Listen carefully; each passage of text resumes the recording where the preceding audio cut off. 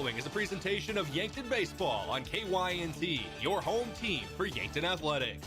This broadcast is brought to you in part by Hy-Vee, Dakota Beverage, The Boathouse, the South Dakota Office of the Attorney General, Triple Time Rudy's, the UPS Store, First Dakota National Bank, Yankton Medical Clinic, FNBO, Avera, Olson's Pest Technicians, Rhonda Westland State Farm Insurance, First Chiropractic Centers, Larry's Heating and Cooling, Dole Distributing, Missouri River Associates, Vision Real Estate, Mason Schramm and the Move Group, MT&RC Smith Insurance, and Vision Care Associates. Now we go live to the field for Yankton Baseball on KYNT. Ladies and gentlemen, we are live from Riverside Field in Yankton, South Dakota. It's the second time today we go live on KYNT 102.1 FM, AM 1450, and streaming on KYN TV for Yankton Post 12 baseball. Post 12 defeated Sioux Falls East this morning, 14-0 in 5 innings.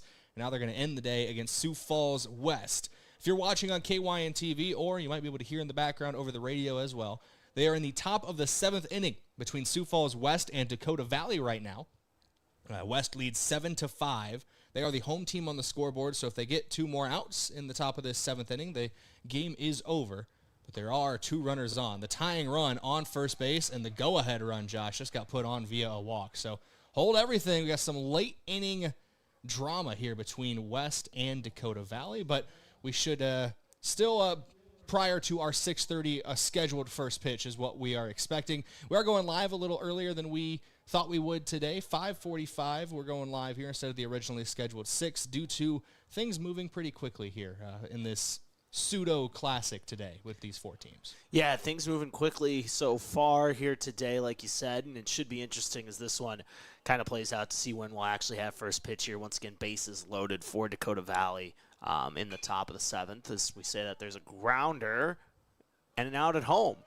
But with that, it's one of those. We'll see what West can bring to the table. Obviously, both Yankton and West had really good Lewis and Clark Classics a couple weeks ago, and we'll get into some other things with that matchup. But, should be some fun baseball this evening. I think at the absolute most, they'll give the teams 30 minutes between the end of this game and the start of Yankton against Sioux Falls West. I think most likely we're looking at about 20 between games, but we will make sure before we go live for first pitch for the final game of the day between Yankton and Post 15 West. There was an out at home, like you mentioned, Josh, so 1 out away is Sioux Falls West from winning this opening game. But you're listening to the Hy-Vee pregame show for Yankton Post 12 and their upcoming matchup with Post 15 West. Hy-Vee, where there's a hopeful smile in every aisle. Forgot to mention it right at the top, but Brayden Butler, Josh Boelter in the booth for you today, as we were this morning. The broadcast booth I'm a professional, is courtesy of the Fairfield by Marriott and Holiday Inn Express in Yankton. Great rates and flexible reservation changes by calling either hotel direct. And I was about to send it to break, Josh, but we might keep it right here for this 1-2 pitch. If you're watching on KYN TV, you can see it, but if you're listening on KYNT, it is Noah Grabo on the mound for Sioux Falls West.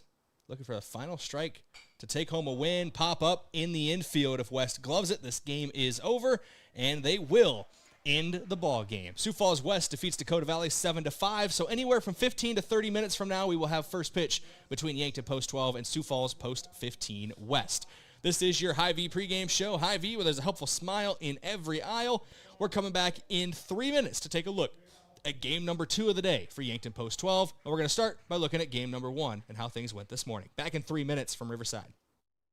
Looking for the perfect pair of glasses? At Vision Care Associates, we've got you covered. Step into our showroom and discover our vast selection from timeless classics to the latest trends. With several styles to choose from, you're sure to find the perfect match for your look. Experience personalized service and expert care, whether you need help finding the right frame or adjusting your new glasses for the perfect fit. Vision Care Associates, where the health of your eyes comes first. Save time when you shop online with Hy-Vee. Hy-Vee makes it easy to order groceries online through our app or Hy-Vee.com. Pickup is always free. And if you have a Perks Plus membership, you get free delivery and free express pickup. Shop online with Hy-Vee and you can create and save grocery lists, shop the sales, and get fuel savers. Talk about convenience. Order groceries online today. Check out Hy-Vee.com or download the Hy-Vee app. Ready to build your next project, but can't get anyone to show up or even give you a quote? Call John Kopp, owner of Kopp Building Innovations. He will show up and he will make sure you are happy with your project. Trust in Kopp Building Innovations. KBI is an authorized WIC builder offering custom solutions. Whether you need a residential garage, an agricultural pole barn, or a commercial building, we will work with you. For more information or to get a quote, visit koppbuildings.com. Spring is here and the games are just getting started. From baseball season in full swing to NHL and even golf, At the Bar has it all on. Add in local matchups and more, and there's always a game worth watching. With TVs everywhere and a welcoming hometown feel, it's the perfect place to kick back and enjoy the game. So bring your friends, settle in, and be part of the crowd, where every cheer feels a little louder and every moment a little better together. You can watch the game anywhere, but the real fans gather at the bar in downtown Yankton. Midwest Insurance Agency in Yankton is a proud supporter of the Yankton Bucks and Gazelles. Hi, this is Whitney Devine. If you're looking for protection that fits your life, call me or Travis. We make coverage simple. Whether it's your home, car, or farm, we take time to understand your needs and find the right plan at the right price. You'll get personal service, trusted advice, and peace of mind knowing we're right here in Yankton. Call Midwest Insurance Agency in Yankton today to schedule your appointment. I love 1919 root beer. It's the best over a big scoop of vanilla ice cream. My favorite is just ice cold 1919 poured over crunchy ice. It's so refreshing. It's the creamiest root beer ever. 1919 root beer is the perfect treat. Brewed in small batches with only the finest ingredients. It's the creamiest, full-bodied, alcohol and caffeine-free draft root beer available. It's a taste tradition since, well, 1919.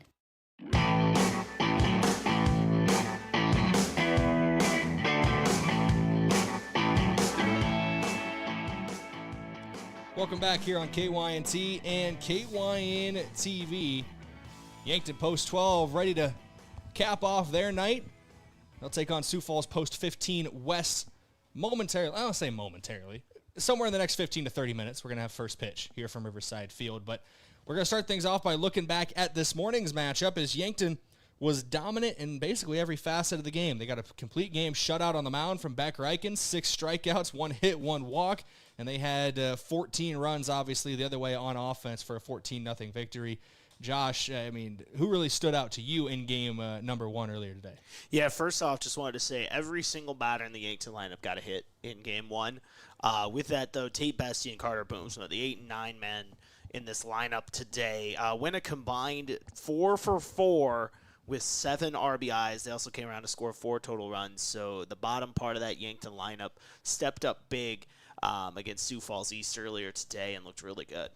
And Coach Drew Lawrence talked about it in our post-game coach interview from earlier today. Just, they move guys around in their lineup every now and then. Again, we've seen Carter Boomsma bat as high as 5th, I think. We've seen Tate Bestie bat as high as 5th, and these guys move around a lot. But having them that 8-9 spot really allows Yankton to turn the order over well. And they were doing just that today and then some, as they were able to really be the catalyst and driving force, driving in half of Yankton's 14 runs in their 14-0 shutout. We got to keep talking about Beck Reichen, though. If you pay attention to our socials, just to put into perspective, we put out a little post about him earlier this afternoon, just how impressive he's been through his first 4 appearances, 3 of those starts. 2 of them, he's gone the distance for sure. A complete 5-inning game, obviously earlier today. A complete 7-inning game earlier this year. And his third start of the season went 6 innings. And I did not, at the time, go back and confirm if that was like a game where it was a run rule after 6. So I will go confirm that. But Beck has just been so dominant on the mound. He's really taken over early on in this Legion season.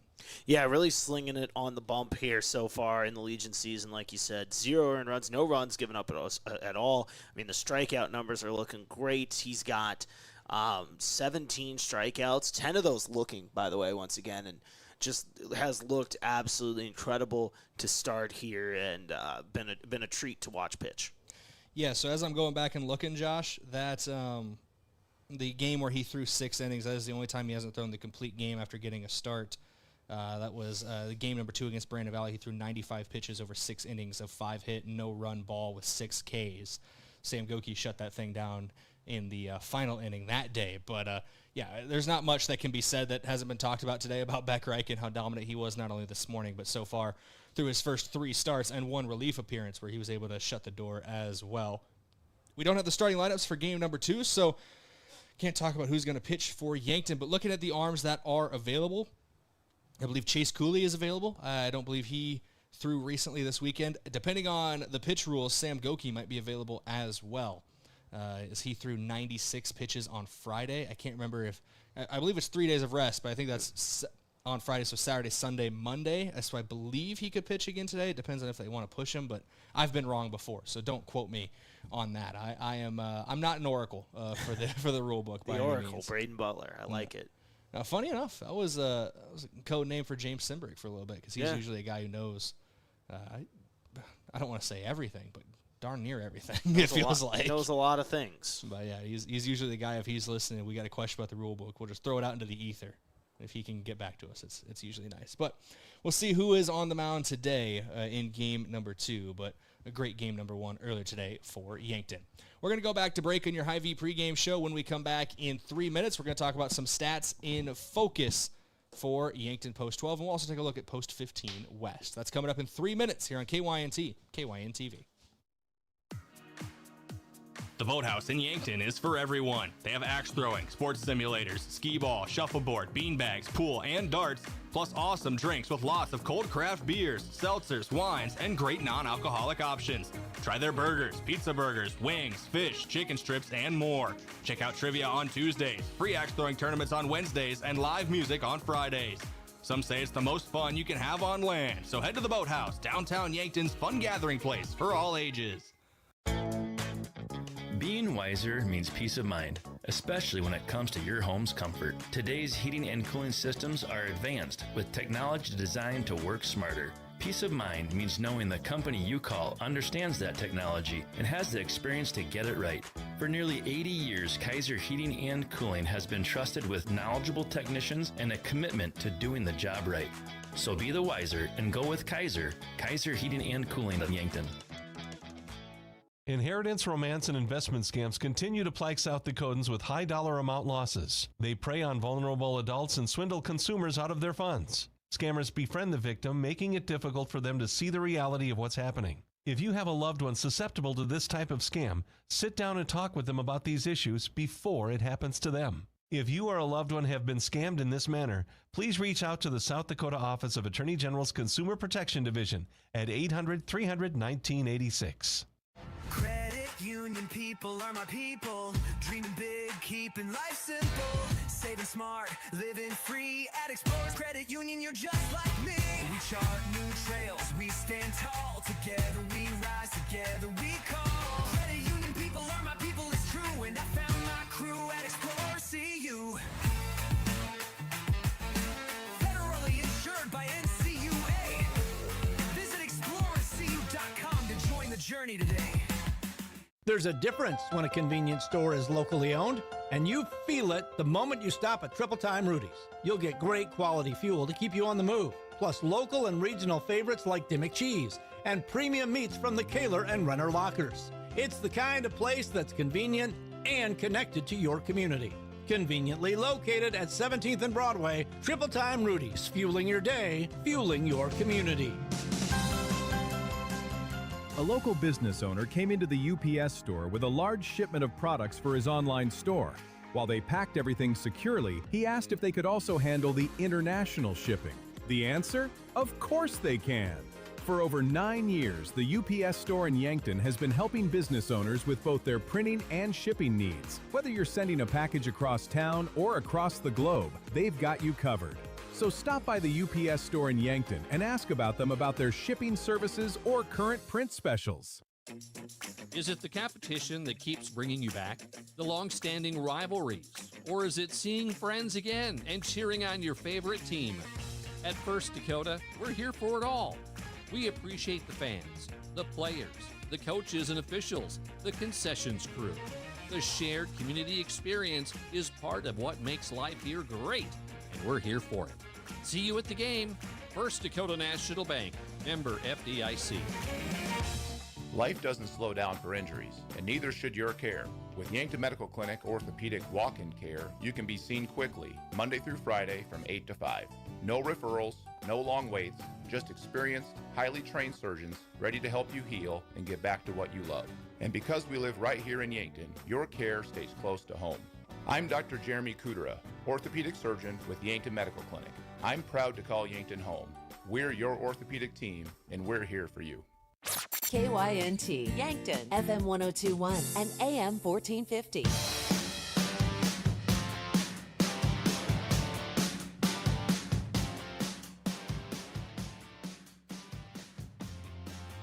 Welcome back live here on KYNT and KYNTV. The powers that be say might be a little closer to actually our scheduled time of 6:30 today, what we have first pitch.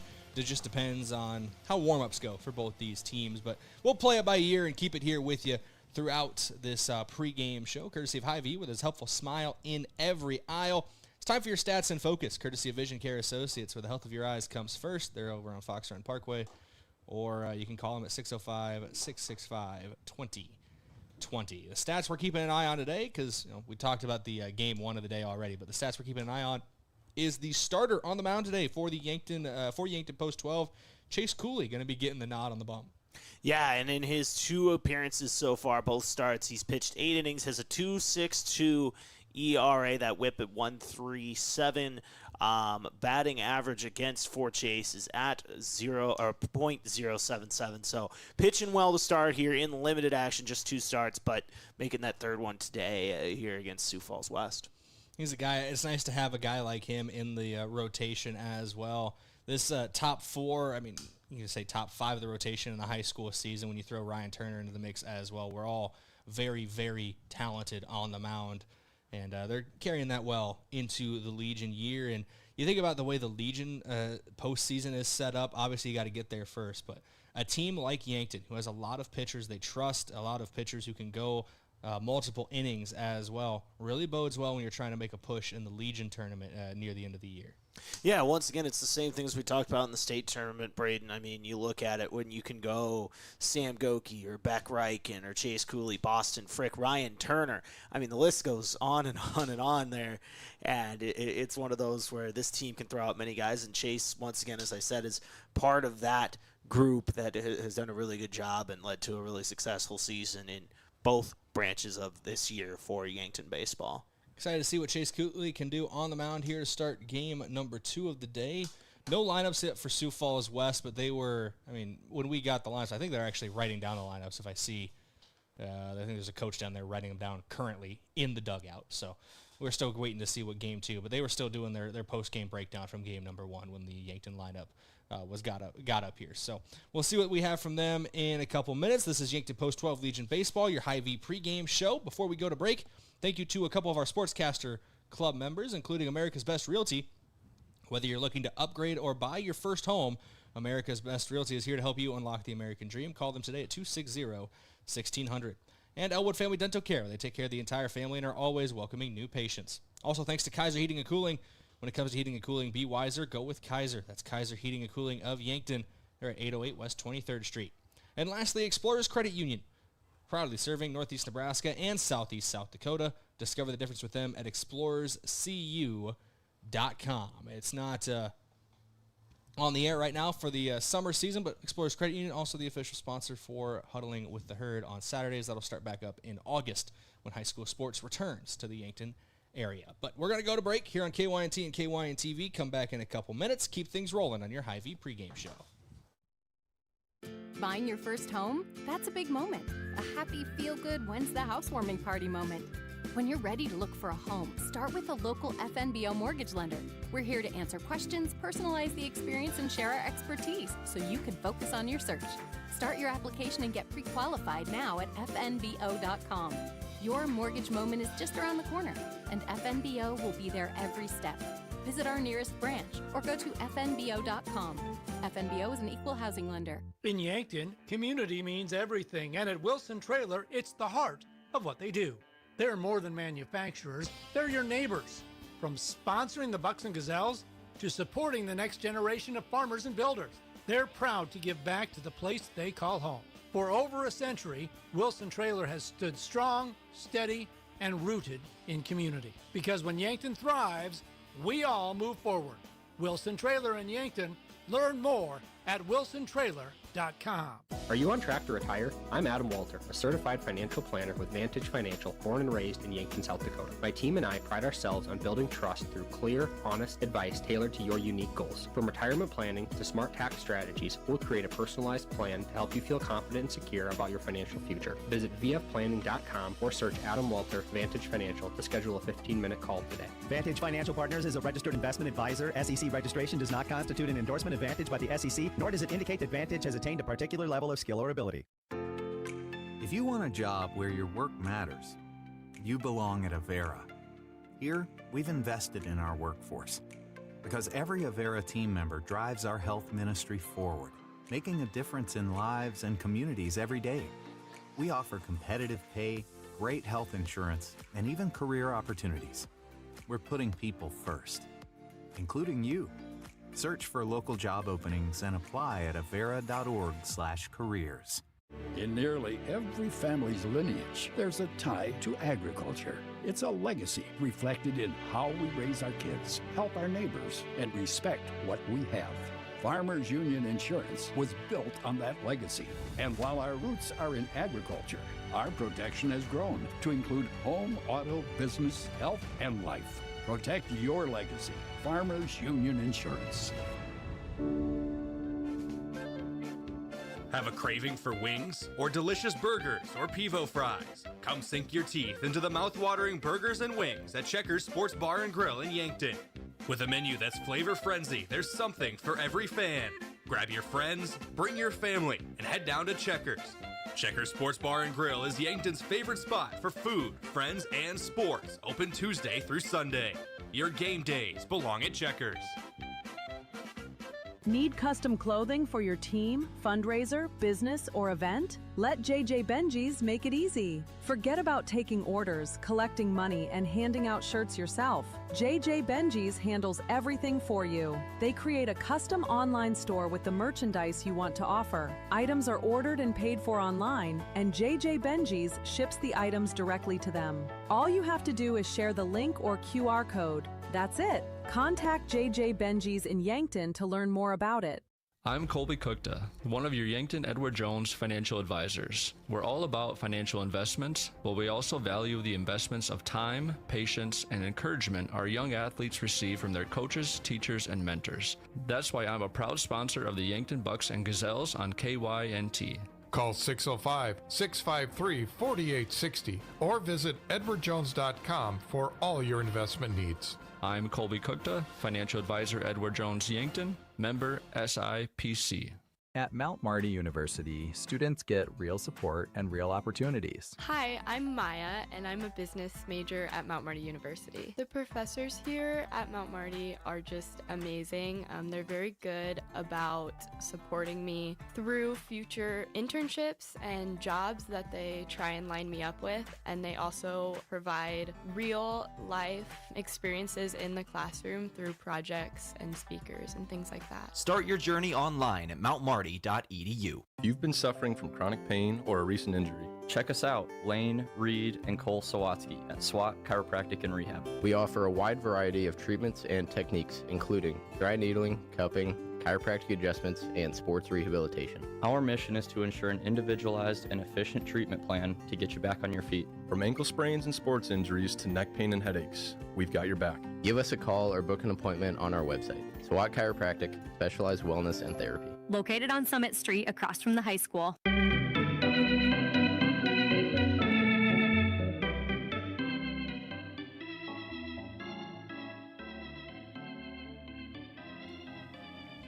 Welcome back here on KYNT and KYN-TV. Hy-Vee pregame show for Yankton Post-12 Legion Baseball. Here today, Hy-Vee with his helpful smile in every aisle. Let's go to your keys to the game now, courtesy of Vision Real Estate, where their focus is always on you. Visit igotvision.com. Key first and foremost, Josh, they got to keep the bats moving from this morning. 14 total runs, just a hot start today. They got to keep that thing going on. Pitching and defense always going to play a factor when you're a team that's built like Yankton. They like to pitch well. They like to keep the other team low scoring, obviously. Their bats can put up a big number like we saw earlier today, but if they can also keep you to 0 or 1 run like we also saw earlier this morning. And third of all, you're going to have to limit your mistakes. This is a very good Sioux Falls West team, currently ranked number 3 in the Legion standings. You can't make mistakes and beat a team like Sioux Falls West. Yeah, obviously an important game in the standings, like you said, coming in today. West sitting at 3, Yankton at 4. But you talk about keeping the bats hot. Yankton was shut out on Friday against Pierce. Since then, they put up 8 runs, 6 runs, 10 runs, and 14. So the bats, since that game, have clearly responded well and have been working. We saw that with that 11-run 4th inning this morning. But, yeah, keep them rolling, and Yankton should have a good chance here to be in this game and a good shot at victory. Those are your keys to the game, courtesy of Vision Real Estate. Also look at your key player of the game now, courtesy of Missouri River Associates. Their office is local. They know you by name. And your home, auto, and family are are important to them. Your key player today, it feels like I just kind of want to retread about 2 guys who had such a hot day this morning, and Tate Bestie and Carter Boomsma, wherever they're hitting in the lineup today, because we just saw the lineup. I don't have it up in front of me right now. I don't know if they're hitting in the same spot, but those 2 guys just played so well this morning, and I expect them to play a factor again tonight. Yeah, and they are hitting 8 and 9 once again here. And then you talk about keeping that rolling as well. Simon Kampshoff's been hot too. Those 3 rounding out the lineup for Yankton tonight. But yeah, Tate Bestie, looking at his season, hitting 294. Carter Boomsma hitting 345. A combined 7 RBIs in that first game today. And the bottom of the lineup's cooking right now for Yankton and going to play a key part in this game tonight. Those are your key, we'll say, players today, courtesy of Missouri River Associates. We're going to go back to break here on KYNT and KYN-TV. When we return, we're going to talk more about the class standings for South Dakota Legion Baseball. I already mentioned Sioux Falls West 3rd, Yankton 4th, but we'll see how the rest of the standings shook out heading into today. This is Yankton Post 12 Legion Baseball, KYNT, KYN-TV. We're back in a couple minutes. Do you struggle with dry contacts? At Vision Care Associates, we have a great option. Infused contact lenses by Bosch & Lomb. Infused lenses are designed to ensure that your eyes stay hydrated and irritation-free, even after a full day of wear. Our doctors specialize in fitting these lenses for maximum comfort and optimal vision. Schedule your consultation and experience the all-day comfort and crisp, clear vision you deserve. Vision Care Associates, where the health of your eyes comes first. At H&H Roofing, we don't just fix roofs, we protect families. We're family-owned, locally operated, and dedicated to keeping our community safe and dry. Every nail, every shingle, every handshake, it all matters to us. From repairs to full roof replacements, we treat every home like it's our own. Because when your home is secure, we feel secure. For honest work and dependable results, trust the local team that cares. Call H&H Roofing in Yankton today. We've got you covered. The SureCo exclusive SureLink wireless remote system features the most advanced industrial Bluetooth technology and best-in-class express operation. Operate any SureCo electric product with the SureLink Pro and EZR remotes, or with your smartphone using the SureLink app. To learn more, contact your authorized SureCo distributor or find us at sureco.com. Demand the best. Demand SureCo. When you make the right decision, it feels good. Like picking the perfect accent rug or choosing a good night's sleep over an all-night crime show binge. It feels really good to make the right insurance decision too. That's why State Farm agent Rhonda Westland is right here in Yankton to help you select the right protection at the right price. Rhonda will make sure you understand your State Farm coverages so you'll know what to expect if the unexpected happens. With State Farm agent Rhonda Westland, it's easy to make the right choice. Just call her. When you want the real deal, like a good neighbor, State Farm is there. It's easy to fall into the weekend warrior routine. A long hike, a hard gym session, a pickup game, or a full day of yard work can feel productive until your body reminds you it hasn't been building up to that load. This is Dr. Mackenzie Erlinson with First Chiropractic Centers. Injuries often happen when the demand suddenly outpaces what your joints and muscles are prepared for. Want to stay active without the setbacks? Visit First Chiropractic Centers today with offices in Yankton, Hardington, Tyndall, and Wagner, inspiring and empowering others to healthier living. Clean, inspect, test, repeat. That sums up a Comfort Care Club membership at Larry's Heating and Cooling. In the spring and fall, Larry's will come to your home to clean, inspect, and test your heating or cooling system. And also as a member of Larry's Comfort Care Club, you get discounts on parts and labor, priority service scheduling, and no overtime charges. Clean, inspect, and test. Repeat. The Comfort Care Club from Larry's Heating and Cooling, Yankton and Vermilion. At Elwood Family Dental Care, they believe you should understand your dental health, not just receive it. They'll show you your x-rays and photos, explain the why behind any treatment, and make sure you feel confident about your care. And if you have dental insurance, it's a good time to use it. New patient exams and x-rays are often covered at 100%. Learn more at elwoodfamilydentalcare.com, where they take care of the entire family. Does your insurance agent know you by name? Do you see them at the school pickup or around town? Home and auto insurance is more than just premiums and deductibles. It's about having someone who truly understands you and your family. We take the time to get to know your life, your needs, and what matters most, so you have the right coverage when it counts.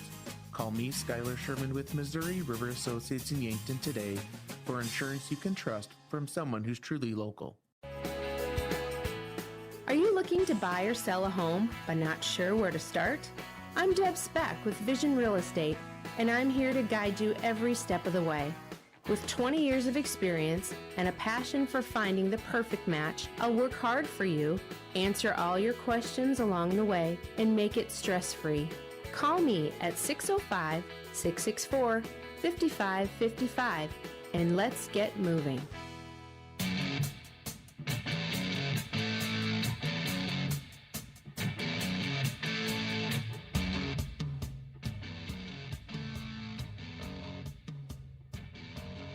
Welcome back here on KYNT and KYN-TV. This is your Hy-Vee pregame show. Hy-Vee with a hopeful smile in every aisle. Before we get things rolling talking about your standings, let's thank a couple of our Sportscaster Club partners who help make this broadcast possible, including One Office Solution.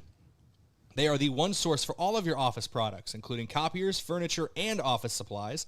One Office Solution, located next to Pizza Ranch on Broadway in Yankton. And Graham Tire. If you notice issues with your vehicle, don't hesitate to call the service experts at Graham Tire. They do more than sell tires. That's Graham Tire of Yankton, your auto service and tire store next door. And Sherco, a proud supporter of Yankton sports. We need to be sure, make it Sherco. Well, we mentioned Sherco real quick. Congratulations to Tyler Schering and the Yankton United girls soccer program. They won a couple, I think 3 different divisions for Yankton girls soccer this past weekend down in Norfolk. I know the U18-19 division they won, the U13-14 division they won, and I think I read online as well the U9 division they got a win. So congratulations there across the board for Yankton United soccer. But talking about baseball here tonight for Yankton at Post 12 against Sioux Falls Post 15 West. And let's look at your standings review now, courtesy of Rhonda Westland at State Farm Insurance. Contact your local State Farm Insurance agent, Rhonda Westland, to ensure you're getting the best coverage at the best price for your home, auto, or life insurance. Looking at your Legion baseball standings, this is as of this morning, so this does not take into account Yankton's game earlier today against Sioux Falls East. Brookings is the top team in the class right now, 3-1. Brandon Valley second at 4-2. Sioux Falls West third with Yankton fourth. Renner rounding out the top 5. Harrisburg Gold is 6th. Post 320 out of Rapid City is 7th. The Post 22 Hard Hats of Rapid City are 8th. Mitchell 9th. Watertown 10th. Pier 11th. Sturgis 12th. Spearfish 13th. Sioux Falls East 14th. Aberdeen and Huron 15th and 16th. The top 14 teams in the class will play for first round the top 14 teams in the class will play regional games to decide who goes to the postseason. As Rapid City Post 22, they are the state tournament host this year. They get an automatic bid to the tournament. So as of right now, if that the first round playoff were to happen today, Yankton would host Sturgis and Sioux Falls West would host Spearfish. But there's still a month plus left in the regular season. Actually, it might be a month exactly, Josh. July 16th seems to be the last day of regular season games for Legion baseball. So a month to the day before the end of the Legion regular season. We're already really at the halfway point. Yeah, but still a lot of ball to go here. And, and you look at these two teams in the top part of those standings neck and neck right now, at least coming in to today. Both teams picking up a win already. So this is one of those games that can make a difference in where you're at seeding-wise at the end of the year. A win here would go a long way for both squads. So once again, still a lot of ball to go, but a big one tonight. Yankton, they have some time off from home games, we'll say. They go to Brookings later this week. They play a couple. I think they play in another Classic this weekend or next weekend. I'm not entirely. I can't remember off the top of my head. Then they have their 4th of July break. So this is their last home game for the Post-12 until July 7th. And then they end the regular season July 16th with a home doubleheader against Renner. So that's the end of the that's what's coming up here for the last month of the regular season for Yankton. But that is your standings review courtesy of Rhonda Westland State Farm Insurance. We're going to go back to break, come back in a couple minutes, and we'll have your starting lineups here from Riverside Field. That's coming up after this. This is Yankton Post-12 Baseball, KYNT, KYN-TV. If it's time to review the look of the signage of your business, let Mayor Signs help. They offer all types of signs, including exterior and interior signage, fleet wraps, digital signs, and much more. They also do logo creation and vehicle wraps. Their technicians arrive on site fully equipped to get the installation done with quality workmanship. With the latest tools and technology, Mayor Signs provides high-quality installation service for any sign. Contact Mayor Signs today on 4th and Broadway in Yankton. It's sandal season at Boston Shoes to Boots, and we are fully loaded on new inventory and classic favorites. From popular brands like Birkenstock, Chaco, Keen, Atrex, Dansko, Sorel, and so much more.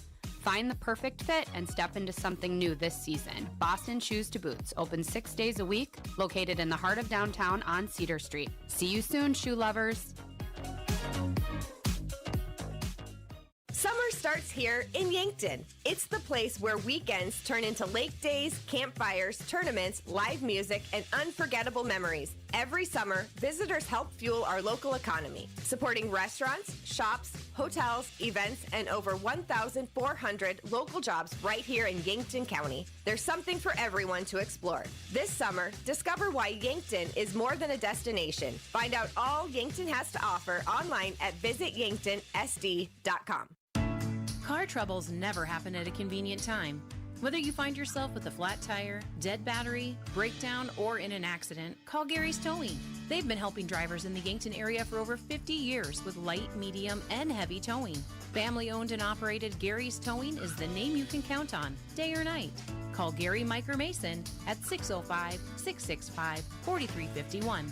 Gary's Towing, where experience means reliability. I'm Chris, the plant accountant here with Parker of Yankton. So let's do some math. 40 hours a week, 52 weeks a year, that's 2,080 hours. With our night shift pay differential of $2.35 an hour, that comes out to over $400 extra in your pocket every month. Nearly $5,000 extra dollars a year just for working the same job on a different shift. Same work, same team, just more in your paycheck. Join us and let the math work in your favor. Learn more at parker.com/careers. Parker, engineering your success. Small businesses are the backbone of our community. Core Trust helps your business thrive with checking, online bill pay, small business loans, credit card processing, local approval and support for government grants and loans, investments to grow your hard-earned assets, and insurance to protect them. All from Core Trust, the community bank that's right down the street and everywhere you want us to be. Visit coretrustbank.com today. Member FDIC. Introducing the all-new Glow Vitality Bar at Glow Aesthetics Med Spa. Quick, effective in-office injections and IV therapies designed to support energy, immunity, recovery, and overall wellness in minutes. From NAD Plus and glutathione for cellular support and glow, to B complex boosts, hydration drips, and fast-acting nausea or pain relief. We make feeling better simple and convenient. Need a quick energy reset, recovering from travel or a long week? It's time to glow. Glow Vitality Bar at Glow Aesthetics Med Spa. There's a moment in every real estate deal that matters more than the contract. It usually happens at a kitchen table. Maybe it's a young couple realizing they can actually afford their first home. Maybe it's a family deciding it is time to build something new. At the Move Group, that's the moment we work for. Not the commission, not the closing. The moment a person looks up and says, we can do this. That's the Move Group. So move with Mason and the Move Group. Move with Mason. Loading the kids in the car, brokering peace in the back seat, mastering the snack handoff without even looking. Why are simple things sometimes so complicated? Thankfully, with auto owners, insurance doesn't have to be one of them. We work with independent agents who keep insurance simple, so you can worry about more important things, like figuring out what's growing in that cup holder. That's simple human sense. Don't gamble. Insure with MT and RC Smith Insurance in Yankton, your independent agent for home, business, auto, life, and bonds. Visit mtrcsmithinsurance.com. At Vision Care Associates, we're always improving our technology for the health of your eyes. With OptiMap dilation-free exams, you get a comprehensive view of your retina without the need for dilation eye drops. It's quick, easy, and best of all, it keeps your day interruption-free. OptiMap captures a detailed image of your eye, helping to detect any problems. No blurriness, no discomfort, just clear, precise results. Book your OptiMap exam now. Vision Care Associates, where the health of your eyes comes first.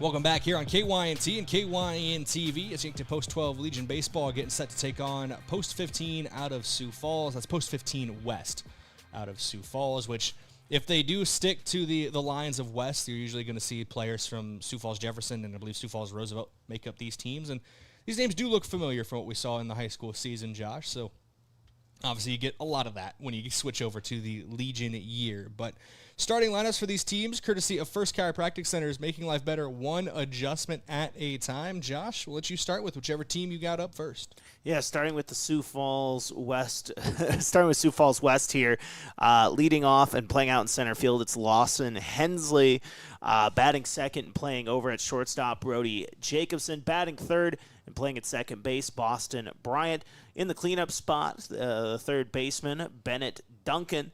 Batting fifth and catching today, Jackson Dunn. Batting sixth over at first base, it's Matnell Jensen. Batting seventh, the designated hitter, Chris Loge. Batting eighth, the left fielder, Jack Hill. Batting ninth, the right fielder, Tucker DeHaan. And then on the mound today for Sioux Falls West is Caden Voss. As for Yankton, the leadoff man in catching is Gavin Johnson. Playing over at first and batting second, Samuel Goki. Batting third and playing in right field, Easton Feeser. Batting fourth, the designated hitter, Liam Villanueva. Batting fifth over at second base, it's Jackson Kudra. Batting sixth and playing over at shortstop, it's Beck Reichen. Batting seventh at third base, Simon Kampshoff. The left fielder, Carter Boomsma, batting eighth. And then rounding out the lineup in center field is Tate Bestie. Handling the pitching today will be Chase Cooley. I mentioned it earlier on, but didn't actually go over the stats for for Sioux Falls West Post 15. They hit .331 as a team with a .849 OPS. They've had 18 doubles, 8 triples, and 2 home runs this season. 153 runs scored as a team, while they have allowed only 72 total runs. Your starter on the mound for this game, as you already mentioned, Josh, Caden Voss for Sioux Falls West. His stats on the season: across 13 1/3 innings pitched, that includes 2 starts. He has a 2-0 record. He also has a save in 1 opportunity. He's given up 8 hits, 3 runs, only 1 of them earned, 12 strikeouts, a .525 ERA, a .975 whip, and a batting average allowed of .167. So this is another very good pitcher that Yankton's going up against today in Voss. And Chase Cooley, we talked about his stats earlier on, but has been a great pitcher in the Yankton rotation as well in the high school season and early on here in the Legion year as well. We're having a meeting at home plate right now, and we'll have your first pitch after this break here on KYNT and KYN TV. When we come back, it will be Yankton out in the field with Chase Cooley on the mound to start things off. This is Post 12 Legion Baseball, KYNT, KYN TV. We're back in a couple minutes with first pitch, courtesy of the Boathouse. Save time when you shop online with Hy-Vee. Hy-Vee makes it easy to order groceries online through our app or Hy-Vee.com. Pickup is always free. And if you have a Perks Plus membership, you get free delivery and free express pickup. Shop online with Hy-Vee and you can create and save grocery lists, shop the sales, and get fuel savers. Talk about convenience. Order groceries online today. Check out Hy-Vee.com or download the Hy-Vee app. Text scams continue to rise, and victims who have lost money to these scams continues to increase. Consumers cannot rely on a text message to be truthful. If you receive a message regarding a fine for missing jury duty, your utilities being shut off for non-payment, toll road fines, or you've won a sweepstakes, these are scams designed with an urgency and the need to send money now. Do not respond to these texts, and you should contact Consumer Protection at 800-300-1986. That's 800-300-1986 for the South Dakota Office of Attorney General's Consumer Protection Division. A local business owner came into the UPS store with a large shipment of products for his online store. While they packed everything securely, he asked if they could also handle the international shipping. The answer? Of course they can. For over 9 years, the UPS store in Yankton has been helping business owners with both their printing and shipping needs. Whether you're sending a package across town or across the globe, they've got you covered. So stop by the UPS store in Yankton and ask about them about their shipping services or current print specials. Is it the competition that keeps bringing you back? The long-standing rivalries? Or is it seeing friends again and cheering on your favorite team? At First Dakota, we're here for it all. We appreciate the fans, the players, the coaches and officials, the concessions crew. The shared community experience is part of what makes life here great, and we're here for it. See you at the game. First Dakota National Bank, member FDIC. When pain or injury slows you down, waiting isn't an option. That's why Yankton Medical Clinic Orthopedic Walk-in Care is available Monday through Friday, 8 to 5, right here in Yankton. No appointment is needed. Just walk in and you will be seen. It's faster access to the expert care that you deserve from doctors who live and invest in this community. We're not just your doctors, we're your neighbors. I'm Dr. Brent Adams, orthopedic surgeon with the Yankton Medical Clinic. I'm proud to call Yankton home. We're your orthopedic team and we're here for you. Upgrading your home?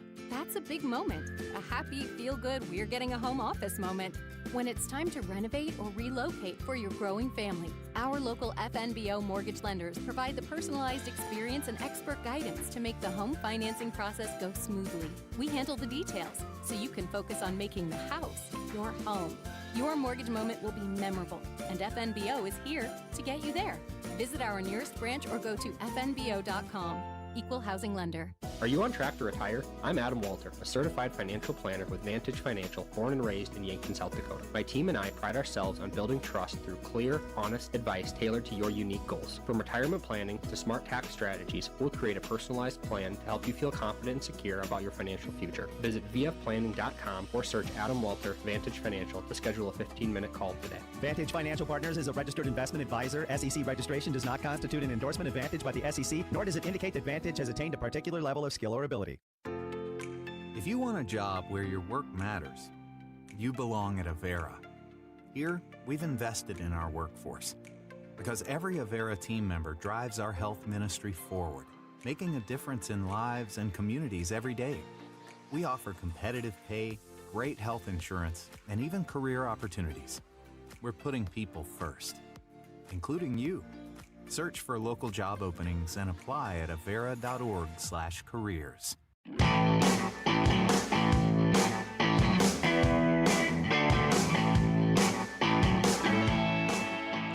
Welcome back here on KYNC and KYN TV. Chase Cooley on the bump for the second game of the day for Yankton Post 12.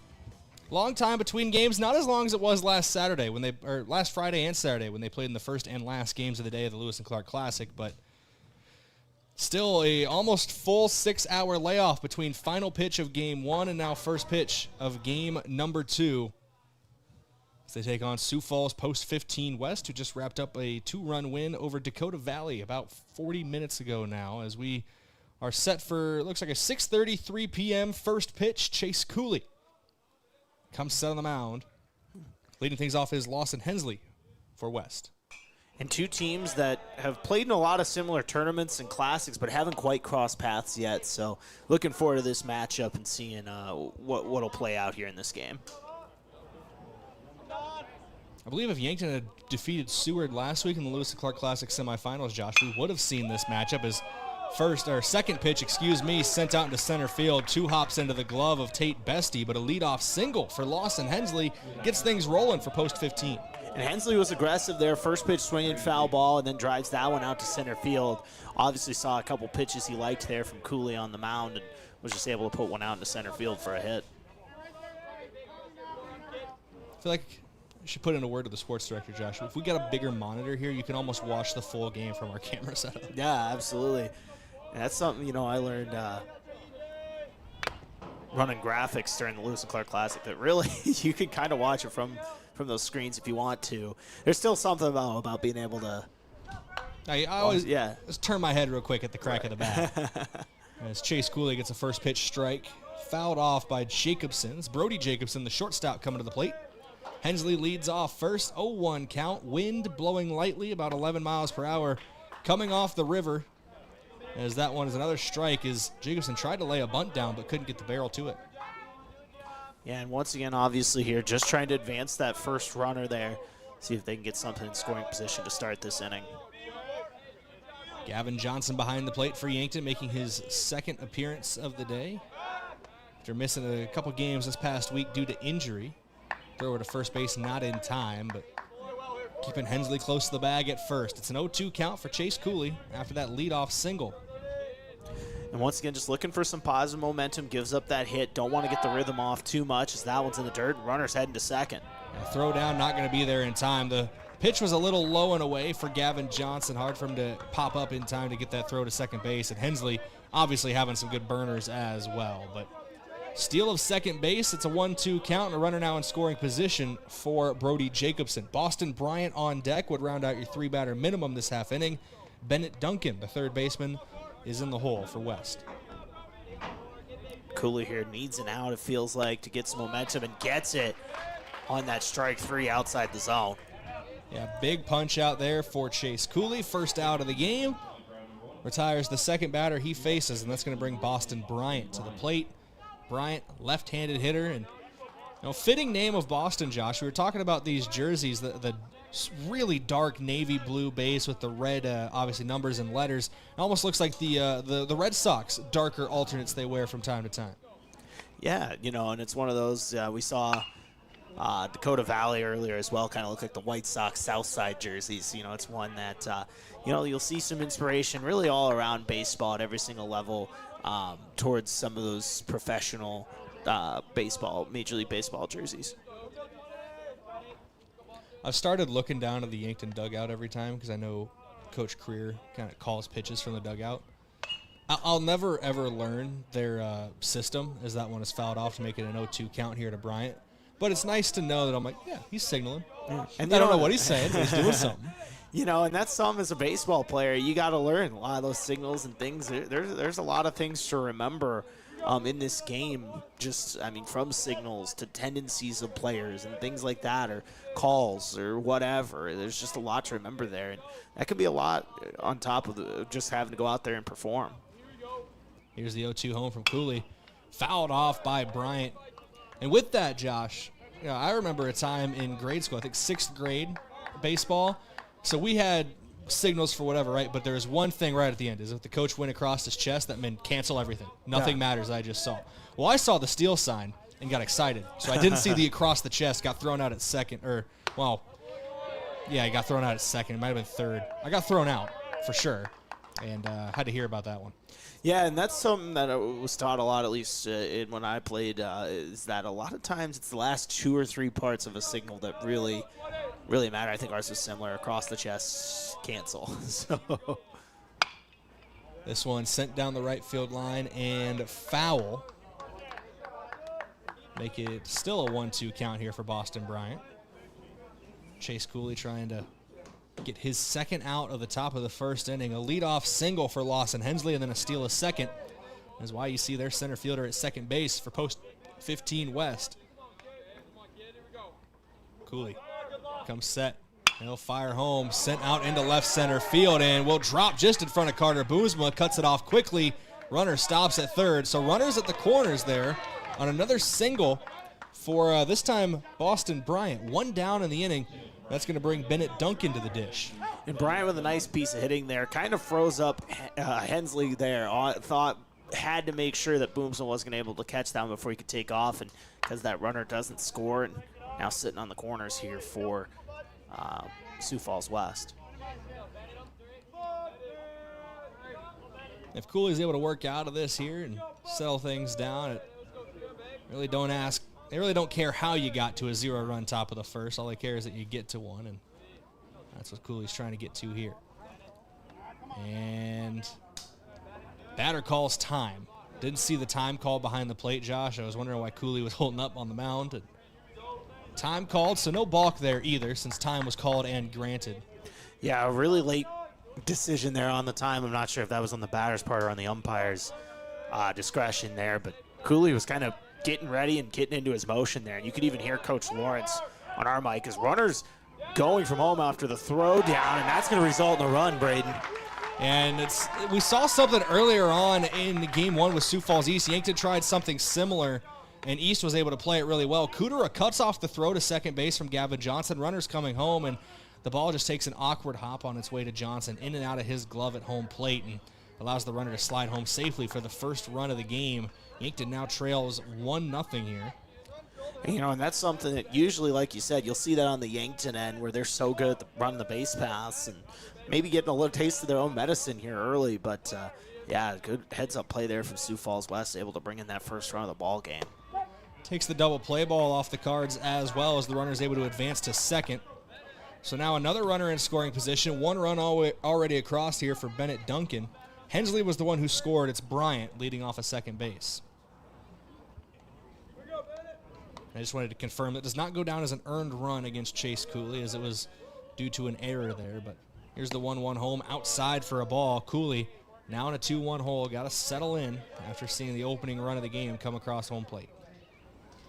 And now just got to find a way to limit the damage here, right? You still got a runner on second. You can get out of this giving up only 1 run. That's still an okay spot for Cooley to be in heading into the bottom of the first with the bats coming up. That one near the chest for a 3-1 count now. And I mentioned a light breeze earlier on, Josh. It's picking up almost immediately after I said that. You can see the flag in left center field rippling a little bit more. Still coming off the water, so don't expect any big flies today. Here's the 3-1 from Cooley as he's set on the mound. Checks the runner at second. Checks him twice, now fires home. Fouled off of himself, did Bennett Duncan. And Bryant got a big jump off of second base there. Obviously, he's been active on the base path so far and might be leaning that way again here with a full count. Cooley set for the 3-1. Or getting the signal for the 3-1, excuse me. Duncan is set in the right-handed batter's box.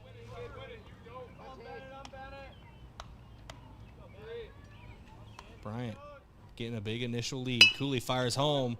Soft contact back up the middle. Reichen up with it in time over to first. Out. It's a 6-3 put out. Sam Goki stretched forward a little bit, but able to bring it in.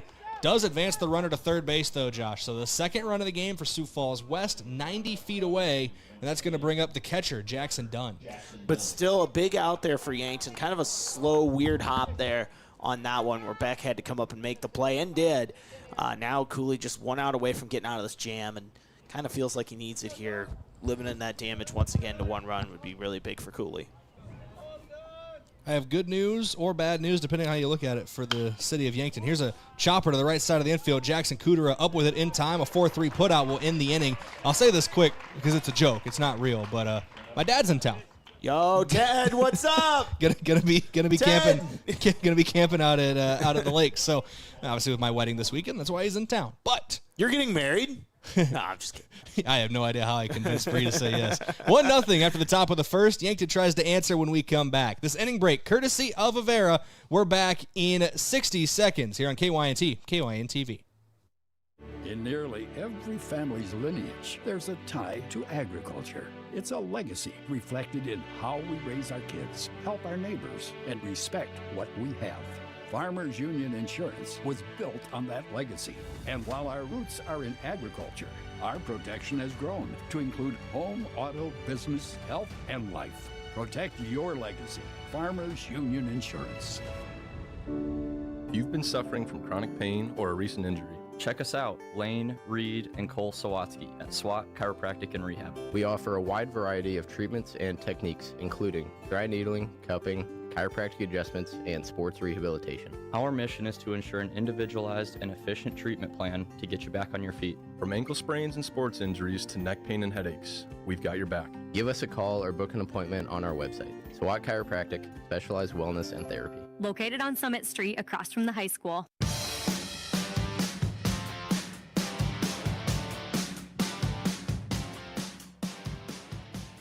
Welcome back here on KYNT and KYN-TV. It's Caden Voss on the mound here for Sioux Falls West. And I'm not going to lie, Josh, I'm going back through the high school season to see if Yankton faced Voss at any point during their battles against a variety of Sioux Falls schools. Yeah, and looking at it here for Voss, well, you're kind of looking up those numbers. Voss has pitched 13 innings here in the Legion season. His ERA, as it stands, sitting at .525, has a whip of .975. So pitching well so far and facing a good Yankton lineup that's been hot the last couple games. That's a ball to Gavin Johnson. Once again, we talked about an 11-run fourth inning earlier today against Sioux Falls East. Kind of propelled Yankton to that victory, combined with some good pitching from Beck Reichen as Gavin Johnson rips into that one into left. Yeah, it's going to be over the head of the left fielder, and one hops off the fence. Great piece of hitting for Gavin Johnson. He is safe at second base. Still a little gingerly in his running, Josh. I know he's been dealing with a leg issue, but he's good enough to go behind the plate and good enough to leg out a double there. He will tip his cap and hand it off to Will Sager to be the courtesy runner out at second base. Yeah, and a tough piece of hitting there. I mean, you can tell, obviously, still running a little gingerly, been dealing with some injury issues, but back today, had a 2 RBI single in game 1, and with a nice piece of hitting there in game 2, just right off the fence, and off to a hot start here in Yankton. Kind of needed that after giving that run up in the first inning, just like that, to get off to a nice start with a good piece of hitting from Gavin Johnson It almost feels, Josh, like Johnson has been given the directive to jog, to not go full sprint, because it felt like he wanted to turn it into an extra gear down the first base line, but held up himself, and obviously he hit it deep enough to get that double anyway. But that's something where, about a couple weeks from now, if he's back to fully healthy, you might see him try to leg it for a triple. But Will Sager leading off a second base is a great place to be for Yankton after giving up one run in the top of the first. And now it's a 2-0 count to Sam Goki here. Second batter coming to the plate this half inning for Yankton. Easton Feeser on deck with Liam Villanueva in the hole. And you know what I thought off the bat there? I thought Johnson might have had something, might have had a chance of getting over as Goki's going to ground out to first. But with that, Brayden runner advancing to third base. Obviously, you get the out on the play, but does a job for Yankton as now Will Sager's coming. Goki's going back to first, and Sager's. Are they calling interference potentially on the grounder? I know it was played over to short. I don't know if I can set our replay to go far enough back to see what happened there. Yeah, I can't. So I'm sorry, but no, I did not. Okay. I mean, it was close over there. I don't know. That might have been what they're calling, I think. So now let me update our scoreboard here. So runner on first, and obviously, Brayden, that's a momentum swing right there in favor of Sioux Falls West here. I feel like the throw, with the throw still being there in time, do they get the option to choose if they want the interference or the out at first? You think? We're gonna find out.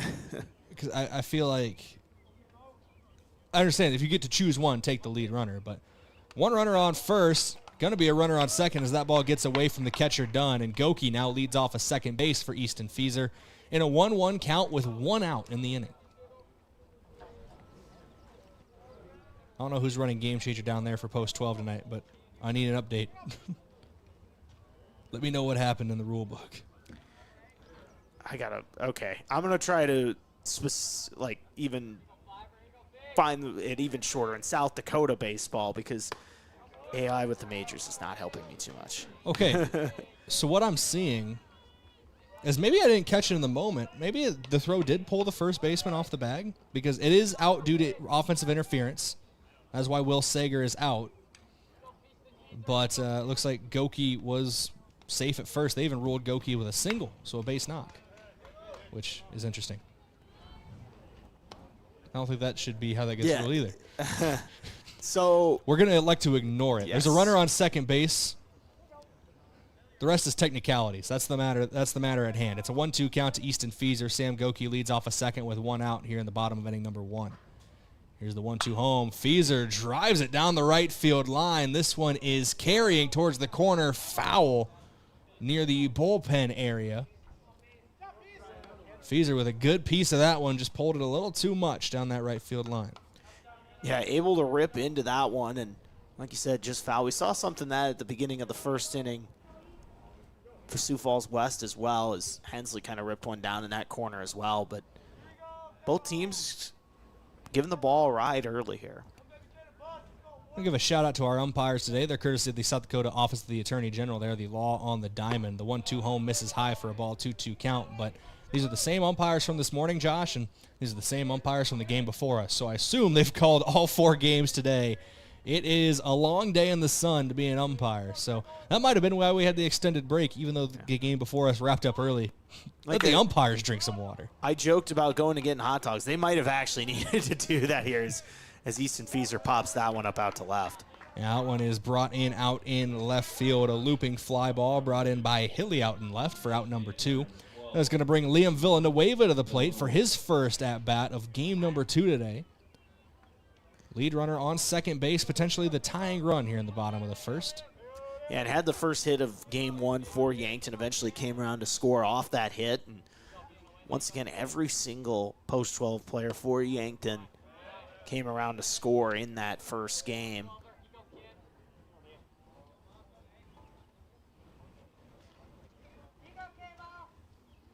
It's a 1-0 count as Villanueva took ball 1. Today's broadcast brought to you in part by First Chiropractic Centers and the UPS Store.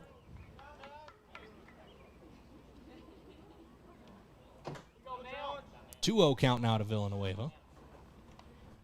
As Voss trying to get through the first inning unscathed, despite having, on multiple occasions, a runner in scoring position. Here's the 2-0 home, swung through and missed by Villanueva for strike 1. And now if you're Voss, once again, similar to Cooley, you're looking to get out of this jam. Here you have the 1-run lead, but obviously a hit probably would score Goki here.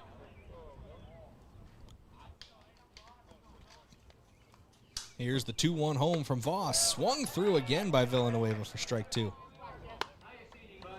And Voss once again battling back here now. If you're Liam at the plate, kind of got to reshuffle things. You had the 2-0 count. And just like that, notched back up at 2 apiece. 2 balls, 2 strikes, 2 out here in the bottom of the first. The 2-2 home can't find a spot for ball 3. Count goes full now for Liam Villanueva. Looks like Voss may be a little upset with that call. Thought it clipped the bottom of the zone, but full count here. We'll see what Voss has in store. Wheel and deal, swung on and missed for strike 3. So a punch-out ends thing. One runner gets stranded on here in the bottom of inning number 1. No hits, or 2 hits, no runs, and no errors. That's going to do it for the first inning of play. 1-0 your score. Sioux Falls West leads in your SWAT Chiropractic and Rehab scoreboard. We're back in 1 minute after this inning break, courtesy of Avera. Switching is easy. We do it all the time. We switch on the lights. We switch TV channels. Some of us switch partners while square dancing. Well, that's a stretch. But what's not a stretch is how you can switch and save with State Farm. In fact, State Farm agent Rhonda Westland, right here in Yankton, can switch you over so you can start saving today. Rhonda and her team are ready to welcome you to the State Farm neighborhood. With Rhonda Westland, it's easy to switch and save. Just give her a call. When you want the real deal, like a good neighbor, State Farm is there. It's easy to fall into the weekend warrior routine. A long hike, a hard gym session, a pickup game, or a full day of yard work can feel productive until your body reminds you it hasn't been building up to that load. This is Dr. Mackenzie Erlinson with First Chiropractic Centers. Injuries often happen when the demand suddenly outpaces what your joints and muscles are prepared for. Want to stay active without the setbacks? Visit First Chiropractic Centers today with offices in Yankton, Hardington, Tyndall, and Wagner, inspiring and empowering others to healthier living. Coming back to live action, it's a ground ball up the middle. Reichen up with it in time. First pitch swinging and a first pitch out to lead off this half inning. That was Matnell Jensen, the first baseman, out on the ground ball to the shortstop Reichen.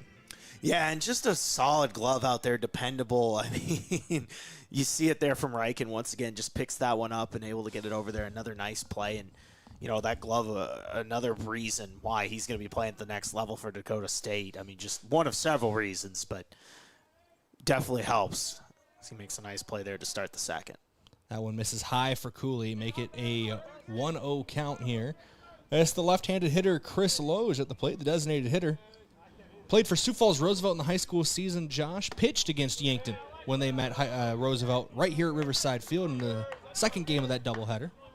Yeah, and obviously didn't go the way Loge wanted to in that one. Yankton sweeping that doubleheader 9-4 and 10-0. So maybe looking for a little bit of revenge here in the Legion seasons. His post-15 leads 1-0 as he fouls one off. That one sent to the left side of the ballpark. That's going to be street level. There is a youth softball game going on across the street at the softball diamond here at Riverside Field, the other diamond here at Riverside. Literally begging none of those youth softball players to get a hold of one. My car is over there, so. If one of those youth softball players is able to hit your car, is half swing there from Loge. They appeal down, and they say he didn't go around. They say he did go around. 2-2 count, my bad. If that's the case, I'm calling Nebraska softball and saying, hey, we got one. Got one right here. Nebraska softball just signed a South Dakotan. Top 5 recruit in the class of 28, I think out of Harrisburg. I was just looking this up earlier because I saw it. Here's the 2-2 home.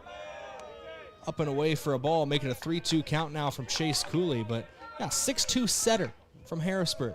I know getting a setter from the Sioux Falls area has worked out well before for the Huskers. Shout out to Bergen Riley, but getting another one in. That's who I was thinking.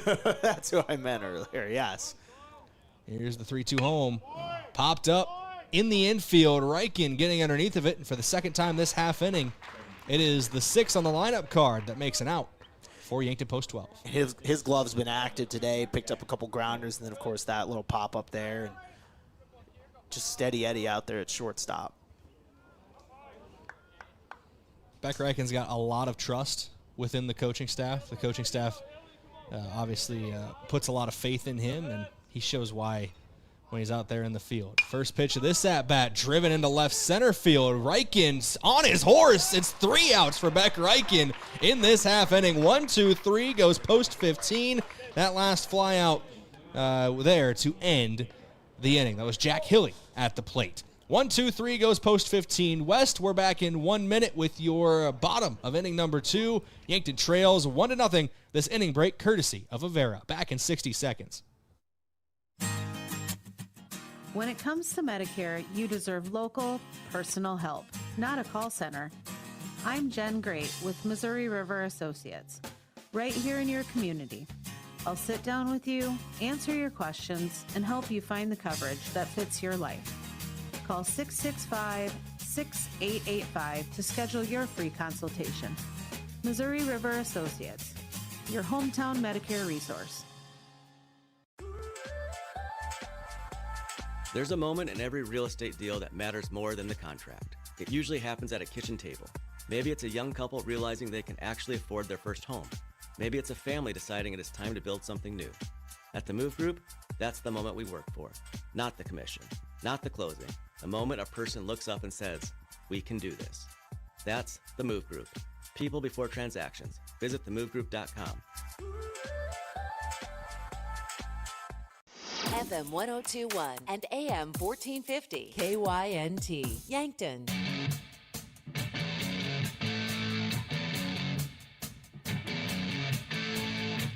Jackson Kudera to lead things off this half inning for Yankton post 12. He'll be followed in the order by Beck Reichen and Simon Kampschoff as your 3-batter minimum. Yankton trails 1-0 here heading into the bottom of inning number 2. Was able to find the name, that Harrisburg player that signed with Nebraska volleyball, Jocelyn Samuels. So congratulations to her. Verbally committed is what she announced. Obviously in modern athletics, you never know. But right. Looks like a very good pickup for the Huskers in the class of 28. I think we're just scarred by basketball and football with those type of things. Most of the scars in my life come from Nebraska football, as it's a 2-0 count to lead things off for Jackson Kudera. Voss in his second inning of work on the mound for post 15 West. Got through the first inning scoreless, faced 4 batters, but finds himself behind in the count here. 3-0 now to Kudera. Yeah, and Kudera really, he had that nice hit in game one, but also an impressive bunt that advanced a couple runners as well. And he takes a strike, but doing a good job of doing what the team needed in the moment there in game one. And once again, continuing just play wherever they need him, whether that's shortstop or second base, maybe pitching on occasion. So he gets a leadoff walk to start this inning. And good patience shown by Kudera there. Obviously took that strike in the 3-0 count. He was taken all the way. And gets a fist bump at first base from the first baseman, Jensen, for Sioux Falls West. Don't know if there's some sort of friendship or connection there between those two. But that's just funny to see over there at first as Kudera gets a leadoff walk. Now at the plate, Beck, Reich, and Brayden. And we can say the only post-12 player that didn't get a hit in game one, well, that's because he didn't hit. He's the only player that played that didn't get a hit because he didn't hit. He pitched in game one, obviously, and pitched well, throwing 5 innings of shutout ball, and now looking to contribute on the offensive end. We've already seen his glove out there today, and now looking for something with the bat. Lays down a bunt, 2 hops back to the pitcher, throw to second base. They get the lead runner at second, so heads-up play there by Voss and good coverage over at second base for West. It was a decent bunt from Reichen, but does not do what was intended in that one. Luckily for Yankton, he was safe at first, no double play ball, so he can still do some damage on the base paths now. And that's just something you practice, right? As a pitcher, you got to know if you're going to fire it to second, you got to be quick because otherwise you got to get down to first real fast. You don't want, obviously, both runners safe there. And heads-up play by Voss, and now he's going to face Simon Kampshoff here, Brayden, who takes the strike to start. Kampshoff started the scoring for Yankton with that RBI single in the second inning of this morning's game. So featuring a hot bat and looking to continue that right here. Remember the Lewis and Clark Classic last weekend, Josh, well, now 2 weekends ago, technically. They were at the Dakota Classic this past weekend in Sioux Falls. Feels like a lifetime ago. But at that Lewis and Clark Classic, maybe a lifetime and a half ago, Simon Kampshoff did carry a big bat for Yankton, hit over 600 in that tournament. As runners taking off for second base, Beck Reichen, throw to second, not there in time. Reichen just sneaking away to second base with a great steal. Yeah, great steal, and might have caught a little bit of a break there over at short on the throw, dropping the ball on that one was Jacobson, and now a runner in scoring position here for post 12. Voss comes set for the 0-2 home. He'll kick and deal. And Kampshoff takes ball 1. That's tough to do on a pitch that's close to the zone when you're down 0-2 in the count. You have the mindset to protect there, Josh, but... Right, especially when, once again, you're leaning towards more of a protective swing there. That's a tough pitch to take, but credit to Kampshoff for being able to take it. In a similar spot there, Kampshoff takes another ball and makes it a 2-2 count here. Good patience being shown by Kampshoff, who just finished his sophomore year of high school. Much like Jackson Kudera, I was about to say the man at second base. Kudera led things off with a walk, but he was thrown out at second. And Voss, as he's throwing that ball, Brayden, staring down over at second with Beck Reichen there, just kind of staring him down as he's throwing that pitch to Kampshoff. He's got to lock in on Kampshoff here as he's worked the count back full, and he rips it foul just over the head of his third base coach, Drew Lawrence. Yeah, Lawrence, cool as a cucumber over there. Oh, it didn't even duck. Nerves of steel. Probably wasn't as close to him as it looked from up here, given his reaction to it, but still, just looked like nerves of steel over there. Not even phased. Here's the 3-2 home, and it is a ball 4. Kampshoff from down on the count 0-2 is able to work a walk out of Voss, and that's going to bring Carter Boomsma to the plate. We talked about his impressive game number 1, scored 3 runs, had 2 hits, drove in 3 runs as well. He was your hustler of the game, courtesy of H&H Roofing, as he added a stolen base and was tied for the team high in total bases. And how about that at-bat from Simon Kampshoff in the previous look there, Brayden? That's a really mature at-bat there where you get down 0-2, like you said, and able to battle things back as Boomsma trying to bunt here with his speed. We know what he can do, but be able to battle back, foul off a pitch or two, and then work the walk. I mean, credit to Kampshoff on that one. Saw this in a similar situation in game number 1, Josh. I believe it was Christian Weir at the plate at the time, was able to place it really well down the third base line and forced the pitcher to have to make the play at first. Wasn't time to do so. See if Boomsma can do something similar. Here's the 0-1 home. Boomsma swinging away this time. Chopper right side of the infield. Second baseman up with it. Kamshoff out at second, but Boomsma is safe at first with that speed. Hard to double him up. And now runners at the corners with the tying run 90 feet away for Tate Bestie. And I'll say this about Sioux Falls West. They are so aware of where they can get a runner out. We've seen that twice this inning where it looks like plays at first. They managed to flip it over to second in time and get an out. And credit to them there for that heads up to get the lead runner at second. But now for Tate Bestie, one of the heroes of Game 1 with 4 RBIs, the offensive player of the game, has a chance here to tie this one up if he can get a base hit.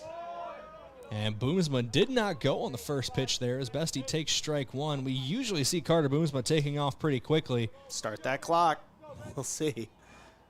Wonder if they respect the arm of Jackson Dunn behind the plate a little bit. Well, and also with that, it's kind of a tough situation where I understand you had the opportunity here to get another runner in scoring position. It's one of those where it feels like so far runs might be at a premium. You don't necessarily want to waste the potential out stealing there when you have that runner at third base that could end an inning if you're caught stealing. So we'll see how they play this, but obviously with some good speed over there at first base. The 0-2 home to Bestie, swung on and missed for strike 3. It's a drop third strike, but the tag is applied. Good punch out there for Voss. Strands 2 runners on and holds on to a 1-run lead for Post 15 West. Yankton goes scoreless through the first 2 innings. We're back with the top of the third in 60 seconds. This inning break, courtesy of Avera. We're back in 1 minute from Riverside Field. Loading the kids in the car, brokering peace in the back seat, mastering the snack handoff without even looking. Why are simple things sometimes so complicated? Thankfully, with auto owners, insurance doesn't have to be one of them. We work with independent agents who keep insurance simple, so you can worry about more important things, like figuring out what's growing in that cup holder. That's simple human sense. Don't gamble. Insure with MT and RC Smith Insurance in Yankton, your independent agent for home, business, auto, life, and bonds. Visit mtrcsmithinsurance.com. Does anyone in your family have macular degeneration? At Vision Care Associates, we are dedicated to delivering the highest standard of eye care, utilizing the latest medical advancements to protect and improve your vision. That's why we offer ZX Pro, a new technology that measures the risk for macular degeneration. ZX Pro is a test used to assess macular health before signs of macular degeneration even begin. Be proactive and schedule an appointment. Vision Care Associates, where the health of your eyes comes first.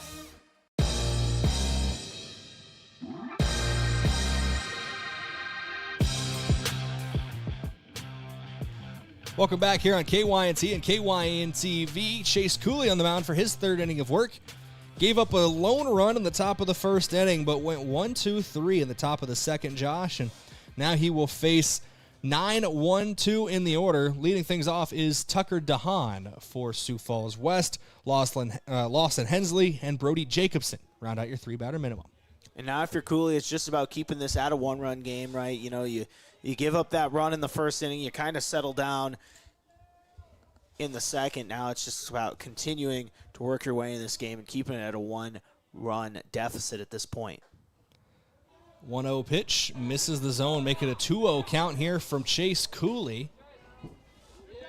And DeHaan, the 9-hitter, would love to draw a leadoff walk for his top of the order. Yeah, absolutely, and obviously West here looking to add to their lead. Now as Cooley gets a strike there, but yeah, big opening strike for this at-bat. Makes it a 2-1 count now for Cooley to DeHaan.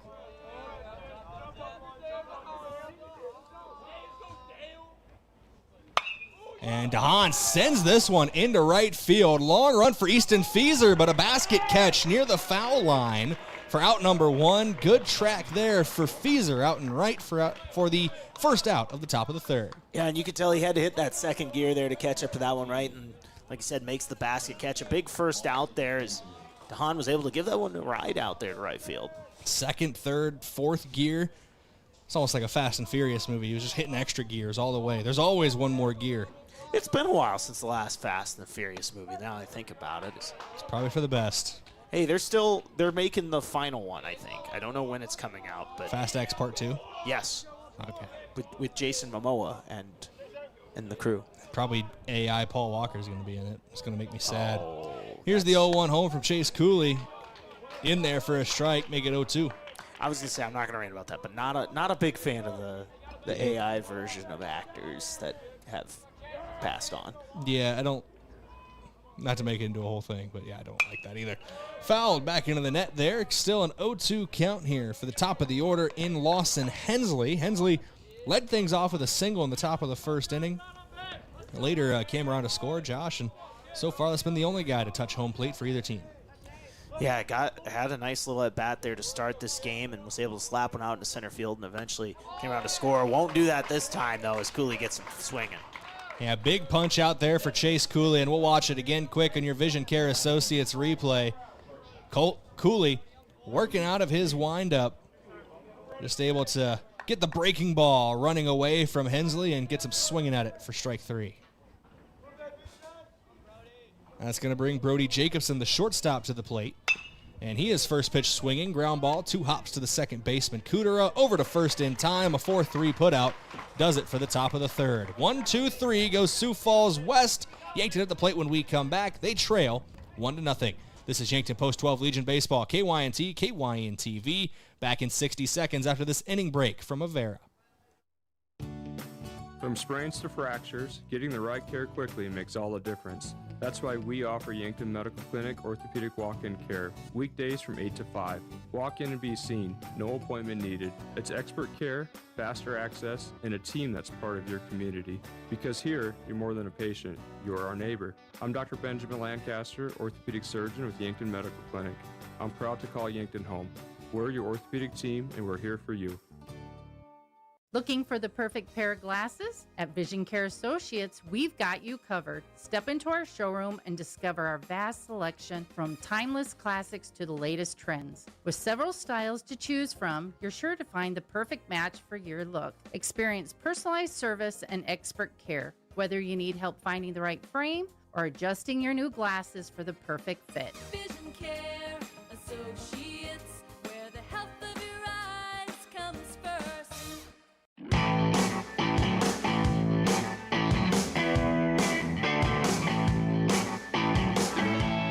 Welcome back here on KYNT and KYN-TV. Top of the order due up for Yankton. That's Johnson, Goki, Feezer, your 3-batter minimum. Before we go live for the bottom of inning number 3, thank you to a couple sportscaster partners, including Stockman's Motorsports, your local Polaris dealer. They have a full lineup ready to get you wherever you like to go. That's Stockman's Motorsports in Yankton.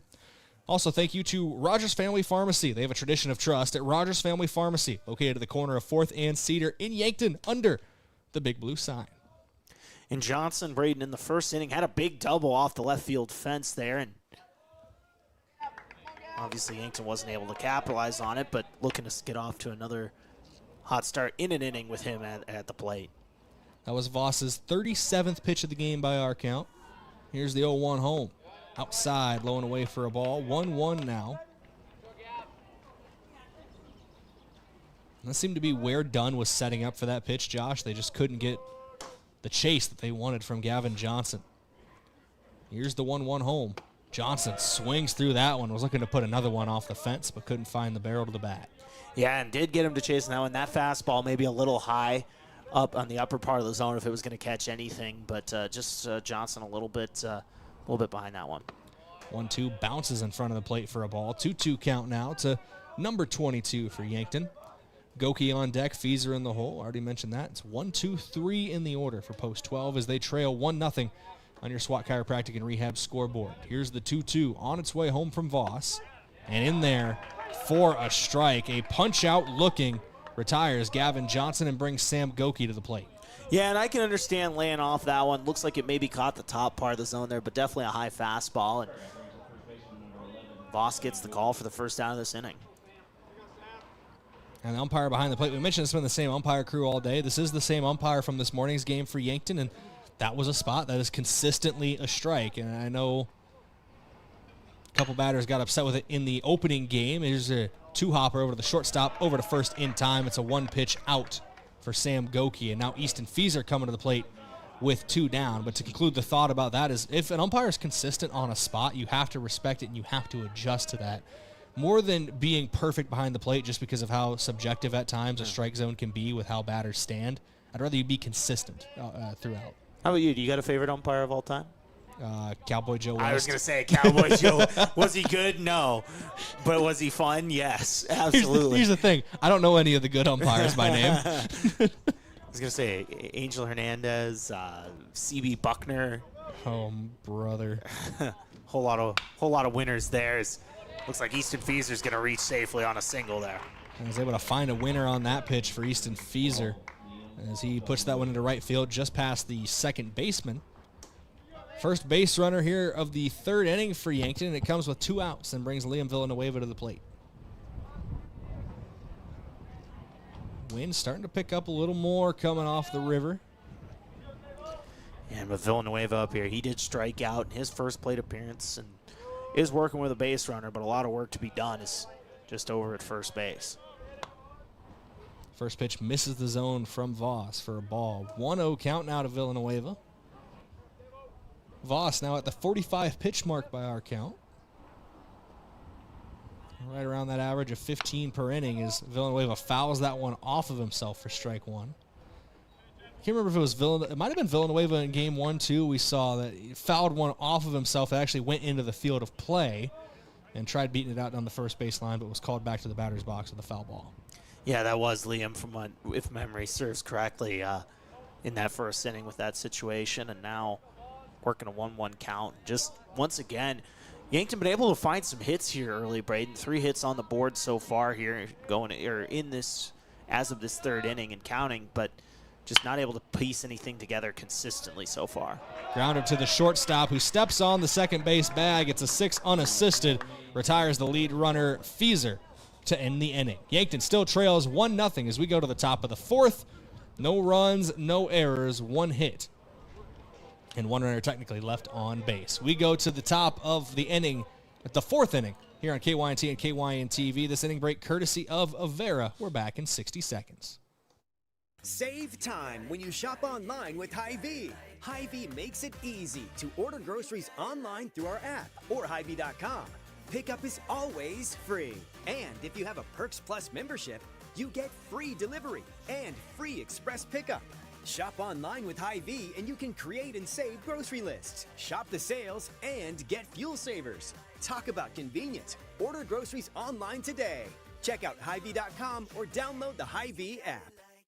Ready to build your next project, but can't get anyone to show up or even give you a quote? Call John Kopp, owner of Kopp Building Innovations. He will show up and he will make sure you are happy with your project.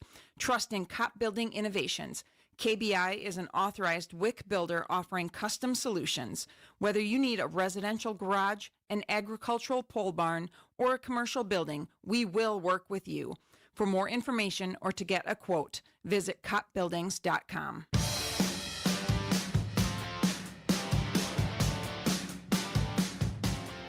Welcome back here on KYNT and KYN-TV. Coming out of your Avera inning break, it is Chase Cooley on the mound for his 4th inning of work. First pitch, grounder back up the middle. Up in time is Beck Reichen. And another 6-3 put out, Josh. And by golly, I feel like every out tonight has somehow involved Beck Reichen. I was going to say, Cooley finding a rhythm, and it helps when Beck Reichen's your shortstop. Was it last inning or was it the second where he recorded all 3 outs? I believe it was the second inning, and it was a long run out into left center field as well to record the final out of that second inning. But Chase Cooley has been cruising along the last 2 innings after giving up that run in the top of the first. Does miss his spot there. That was Boston Bryant leading things off. He was retired on the opening pitch ground out. This is Bennett Duncan at the plate now. And a 1-0 count from Cooley. Duncan pops this one up in foul territory. Goki on his horse giving chase, but it is foul out of play. And I feel like we say it every game, Brayden. There's just so much foul territory here at Riverside Field on both sides where it felt like Goki was running for a while there. And he was, but just not able to get to that one as it went out of play. 1 ball, 1 strike, 1 out here in the top of inning number 4. Here's a 2-hopper to guess who? Beck Reichen over at shortstop, over to first base in time. Good scoop at first from Sam Goki for out number 2, but if this is another 6-3 put out, Josh, we might just have to give him the defensive player of the game at the midway point. I was going to say, I know we did in the first game, but he is the clubhouse favorite right now. His glove is so dependable over there, and I'm sure Cooley, obviously, who's pitching a good game, is definitely feeling grateful to have him over there at short. It's like back in the day when Tiger was 6 under par heading into the weekend, and you go, all right, Tiger's got this. Yeah. That's what it feels like with Beck Reichen and Defensive Player of the Game here for game number 2. But first pitch misses for a ball, so a 1-0 count here to Jackson Dunn, the catcher. Rounds out the 3-batter minimum for this half inning for Sioux Falls West. The 1-0 home in there for a strike from Cooley. And Cooley, once again, since that first inning, has really settled things down. 2 strikeouts, hasn't given up a run since that first inning. And once again, working a good game here as we come to expect from him. Here's the 1-1 home. Popped up, foul. No chase at all from Goki. That was pretty well read off the bat by everybody that was going to be out of play.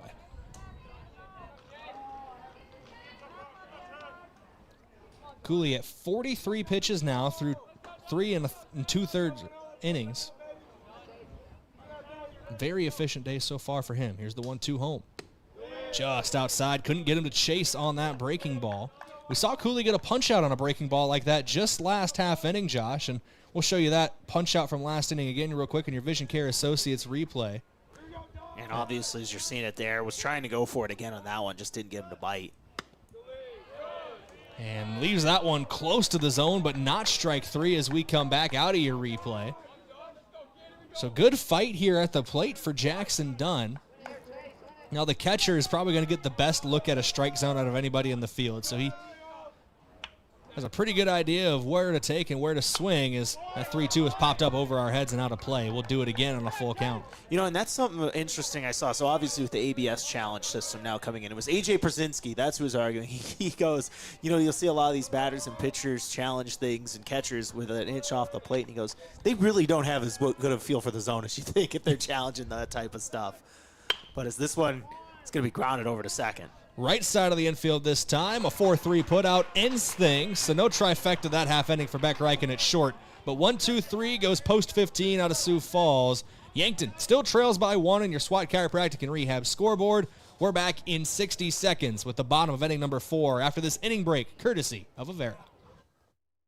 Spring is here and the games are just getting started. From baseball season in full swing to NHL and even golf, At the Bar has it all on. Add in local matchups and more, and there's always a game worth watching. With TVs everywhere and a welcoming hometown feel, it's the perfect place to kick back and enjoy the game. So bring your friends, settle in, and be part of the crowd, where every cheer feels a little louder and every moment a little better together.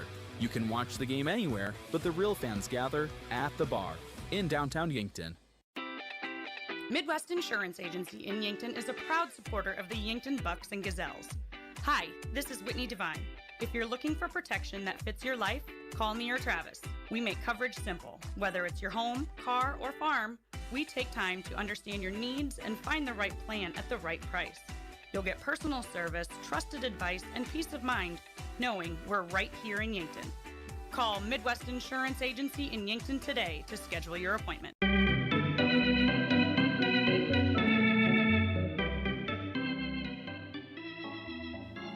Welcome back here for the bottom of inning number 4, Kudera to lead things off this half inning. He'll be followed by Reichen and Kamshoff, your 3-batter minimum for Yankton post 12. And received let's talk about it right now because we'll talk about it again when he comes to the plate next half inning. I believe he'll be due up shortly. But got an update Facebook message, which we appreciate. Been saying Chris Logue's name wrong, but saying Logue is how it's meant to be pronounced. So big thank you for that one. We always, I do appreciate that. I want to say these guys' names right. And welcome in our Sioux Falls West friends here this evening. Yeah, hello, appreciate friends. having you. It's a 1-0 count here from Voss on the mound. His second pitch, and Kudera must be upset with somebody in the dugout as he fouls that one into his own dugout. Everybody is okay for Yankton. And if we pronounce any other names wrong tonight, we're actually just running the Key and Peele skit from the classroom. wrong. No. I apologize. Guys, okay, so our Sioux Falls West friends, I like to lie sometimes. Way to keep them tuning in, Josh. It's a 2-1 count here for Voss on the mound. He's pitched very well. No runs coming across home plate yet for Yankton. He has given up 3 hits, but holding on to that 1-run lead, and nice strike there. Make it a 2-2 count here to Kudera.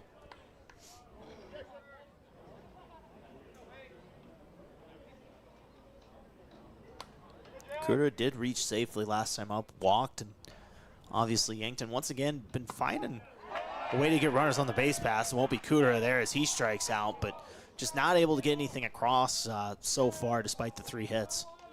A big pitch there from Voss, and that's going to bring Beck Reichen up to the plate with 1 down in the inning. Simon Kampshoff into the on-deck circle. We've talked about Reichen and his prowess in the field so far, not only here in Game 2 at shortstop, but in Game 1 on the mound. Trying to get the bat going here. Takes ball 1. That one bounces low and away, couldn't get him to chase. Reichen once again, the only spot we haven't seen him get it going today is the bat. We talked about it. He's been steady out in the field and pitched a really good game, a shutout, complete game shutout in Game 1 against Sioux Falls East. He takes the ball there to work a 2-0 count early. And did lead the team in walks, by the way, in the high school season, so knows how to draw a walk and working a good count there with the 3-0 now. That one just below the zone.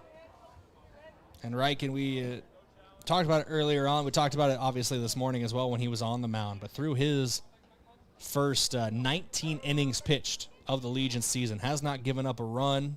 He's got 17 strikeouts as he takes strike 1 there. Make it a 3-1 count to him. Yeah, and kind of liked that pitch, but thought it was a ball, did not get the call, and going to be up there again for another one. And that one almost clips him, has to dance out of danger for ball 4. Reichen will be on the base paths, and that'll put Simon Kampshoff at the plate with Carter Boomsma now on deck for Yankton post 12. And I wonder if the bunt's in play here with 1 out. We did see a bunt situation earlier in this game, a good bunt laid down, but Voss made an even better play over to second base to get the lead runner. So we'll see if Kampshoff and company want to test Voss again out there or what they want to do. And it appears, at least after that first pitch was a ball inside, that's not going to be the case, as Kampshoff was not looking to lay one down there. It's a 1-0 count here to Kampshoff as Voss checks the runner at first. Beck Reichen increasing his lead a little bit. Kampshoff fouls that one off out of play. Actually, it stayed in play somehow. What did it bounce off of? I think it bounced off to our right here. It might have hit the light pole because it was over the. It was definitely over the net. It might have hit off the light pole, Josh. Bounced back. There was a loud sound with that too. Ball's out of play. Bounces back in play. Never mind. 1-1 count here for Voss on the mound. They'll fire home. Kampshoff pops this one up. Out of play again, and it won't ricochet off of anything back into the field. So another strike against Kampshoff, finds himself in a 1-2 hole. Once again, Yankton able to get some runners on the base pass, but not put anything together. And Kampshoff looking to piece something back-to-back here after that walk from Reichen. And that one's going to hit him. So Kampshoff will take first base on a free bag, and back-to-back base runners given a free pass. Reichen on the walk, and now Kampshoff on the hit by pitch. That's going to bring Carter Boomsma to the plate. And a big spot here for Yankton. They haven't had a runner in scoring position in a while, it feels like, and still looking for their first run of the game. Yeah, now this is where you feel the momentum if you're Yankton. You need to take advantage. You're starting to get into the mid stages of this game, and what better part of this lineup today to do it than the bottom part we talked about as Boomsma's trying to lay a bunt. That one popped up high. It's going to get down for a strike, but we talked about it between Boomsma and Bestie, the 8 and 9 hitters. They went 4 for 4 with 7 RBIs in Game 1 today. So part of the lineup that was hot in Game 1. So far in Game 2, though, Brayden, the only 3 batters with hits for Yankton are those top 3 guys between Johnson, Goki, and Feasers. So kind of the opposite almost of this morning. It's what you'd traditionally expect in lineups. If anyone's going to get hits, it's the guys you usually have at the top, as Boomsma pulls back that bunt attempt in time. They even appealed to the umpire out in the field, but they say he pulled back in time for ball 1. Yeah, and your timing's got to be so good on that, right? You got to know exactly when to pull that way. When is it too late versus when it's just in time, as Booms was looking to lay it again. Has to pull back there with a pitch that went high. And Voss in a dangerous situation here, at risk of loading up the base paths, but still 2-0, has a couple pitches, or 2-1, excuse me, has a couple pitches to play with here. Voss fires home to Boomsma, who swings away after showing bunt the first 3 pitches and makes it a 2-2 count as he fouls that one back. And now probably completely changes this bat. You mentioned with the swing there, with two strikes, probably takes away the bunt completely, but it looks like Drew Lawrence and company kind of made the decision that they were kind of done with that here, swinging at that pitch. Voss with a 2-2 home to Boomsma, and that one's fouled back into the net. Won't do it again. This time in a full count, 3-2. Or excuse me, still 2-2. They don't add a ball when you foul it off. Be cool if they did, depending on who's at the plate. I know how baseball works, I promise. Contrary to what I might say and what people might believe. Here's the 2-2 home from Voss. Swung on and missed. Big punch out there from Voss, and way to battle back after giving a free pass to back-to-back base runners. And now 1 out away from stranding those 2 runners on the bases and getting through 4 scoreless innings. Yeah, obviously a big punch out there for Voss. Went with that breaking ball outside and got Boomsma to chase. We saw Chase Cooley in a similar spot earlier in this game get a breaking ball, strike 3 on the outside part there, and cannot stress enough how big that was for Voss. And first pitch to Bestie. Does not find the strike zone. Touch low for ball. 1-0 count here from Voss. Today's broadcast is brought to you in part by the Fox Stop. All your daily convenience and fuel needs, make a stop at the Fox Stop. That one misses low as well. 2-0 count. But the Fox Stop serves breakfast and lunch daily, including personal-sized Godfather's pizzas. They're at 1316 West 30th Street in Yankton. It's out by the Walmart for those who are unaware. Here's the 2-0 home. In there for a strike and a 2-1. Got to mention, there's stuff on the north side of town. Oh. I bring that up because I worked in Yankton for 3 months before learning we had a Culver's. Seriously? 'Cause I never went north. Here's the 2-1 home, outside for a ball. Make it a 3-1 count now to Tate Bestie. Yeah, one day I was just sitting in the office and somebody posted something about Culver's. I'm like, where even is the nearest Culver's? And Googled Culver's near me, 1.7 miles. You went, wait a minute. Wait, where? I know where I'm going for lunch. 3-1 to Bestie is a ball. He'll take first base, and the bases are loaded for Yankton post 12 with the top of the order. Now coming to the plate in the form of Gavin Johnson. He gave one a ride to start this game, Josh. If you remember, off the fence in left field. Was a big double for him. And we're going to get a stoppage in play, a mound visit here. Let's break in the action from Kaiser Heating and Cooling. Sorry, go ahead. And obviously Johnson looking to do that again here. At least 2 runs would score if he's able to. And so big at bat coming up here. And obviously I think a good mound visit for West. Kind of take things in and reset the situation. Our board operator is letting us know that he knows where he's going for dinner now. I think I'm going to end up at Frying Pan tonight. That's usually where I end up for late night dinners because I don't know how late this is going to go. But it's already 7:32. Bottom of the 4th. We're moving along pretty well in a 1-0 game, but got some guests in town, obviously. Mentioned it earlier on. Oh. Wedding on Sunday. Congratulations to my future wife. She couldn't have chose any better than me. Let's go. Let's go. Let's go. Talk yourself up, King. No, if anyone got lucky here, it is me. It's a 1-0 ball game, though, as we are in the bottom of inning number 4. Yankton trails Sioux Falls post 15 West. Took a 14-0 win over East earlier today. Still out on the mound here is Voss, and whatever was said to him in that mound visit calmed him down for that first pitch as he fires in a strike past Gavin Johnson. So with you officially off the market, even though you have been for a while, does that make me Yankton's most eligible bachelor?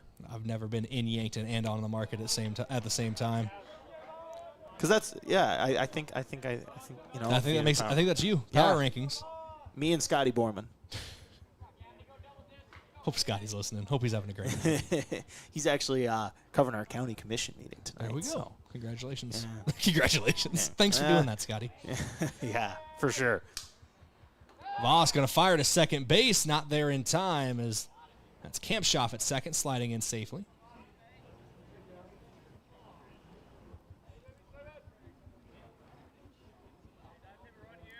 You think they're just sitting at the commission meeting with us on and saying, we're not starting the meeting until this ball game's over. We got to know how Yankton Post 12 does. I've covered some of those meetings. That's going to be a long night if that's what they choose to do. Pitch misses outside for a ball there. Couldn't get Johnson to chase. It's a 2-1 count now to the Yankton catcher.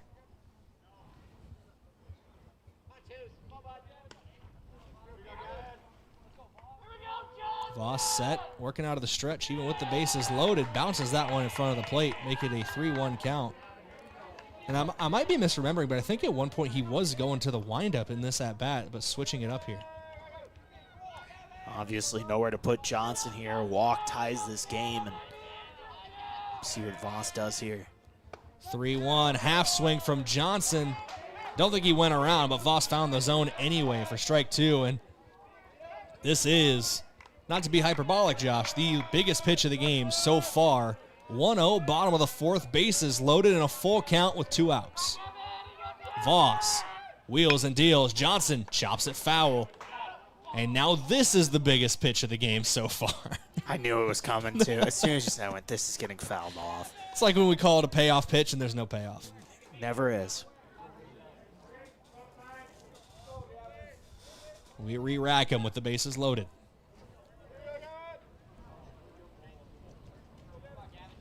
Voss gets the signal as he comes set, the 3-2. Johnson, high chopper, left side of the infield. Third baseman up with it in time, just steps on the bag. Well played over at third base for Bennett Duncan.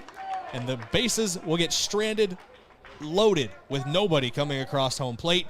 Yankton still trails 1-0 as we head to the top of inning number 5. 1-0 your score on your SWAT Chiropractic and Rehab scoreboard. We're back in 1 minute after this inning break from Avera. Yankton back in the field. Chase Cooley back on the mound when we come back. I love 1919 root beer. It's the best over a big scoop of vanilla ice cream. My favorite is just ice cold 1919 poured over crunchy ice. It's so refreshing. It's the creamiest root beer ever. 1919 root beer is the perfect treat. Brewed in small batches with only the finest ingredients. It's the creamiest, full-bodied, alcohol and caffeine-free draft root beer available. It's a taste tradition since, well, 1919. The Boathouse in Yankton is for everyone. They have axe throwing, sports simulators, skee ball, shuffleboard, beanbags, pool, and darts, plus awesome drinks with lots of cold craft beers, seltzers, wines, and great non-alcoholic options. Try their burgers, pizza burgers, wings, fish, chicken strips, and more. Check out trivia on Tuesdays, free axe throwing tournaments on Wednesdays, and live music on Fridays. Some say it's the most fun you can have on land, so head to the Boathouse, downtown Yankton's fun gathering place for all ages.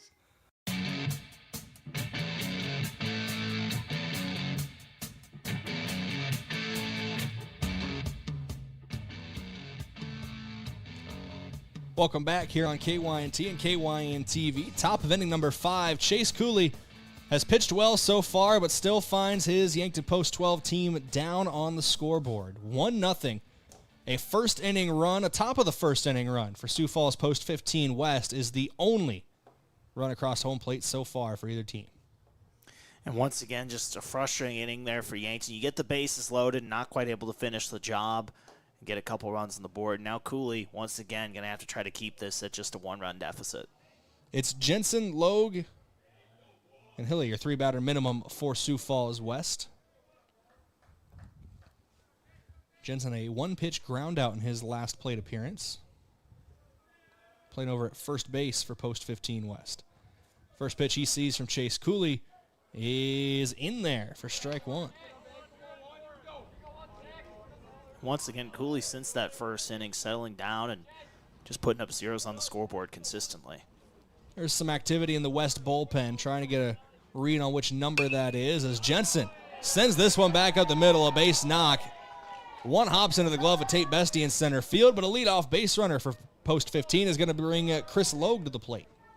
And Logue now up here with a chance to put some pressure on Cooley once again. And talk about some bats that have gone quiet. It has been West really since that first inning and haven't been able to produce much. And now with an opportunity here to try to expand their lead as we're starting to get into the late stages of this game.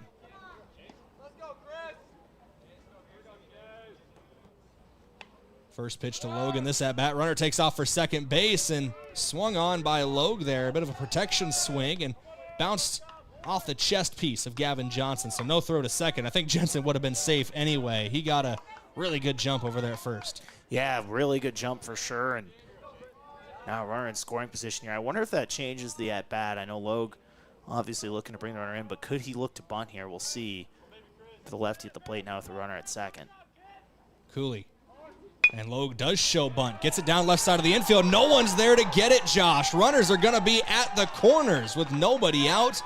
Well-executed bunt there for Logue, and just a defensive miscommunication there, it felt like, for Yankton. Yeah, and a good bunt down towards short. And I was kind of hinting at a bunt coming. You could just tell by the way he was moving the bat a little bit that he was getting ready to, and a good bunt there. And now chance to do some damage here for Sioux Falls West is Hill at the plate. The 8-man with runners on the corners and no outs.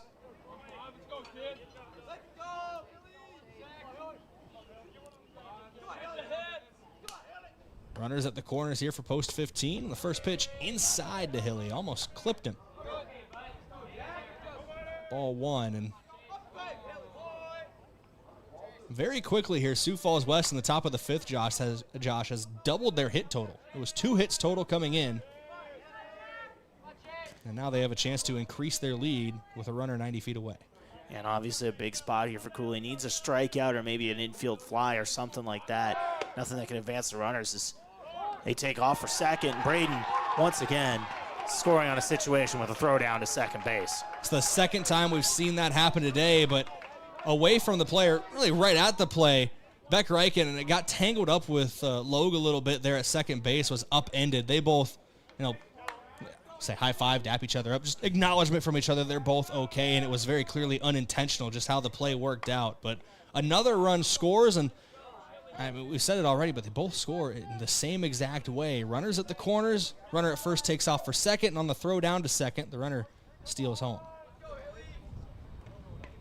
And still the runner in scoring position here with no outs, and now looks like Hilly looking to bunt as well. As Cooley puts that one outside.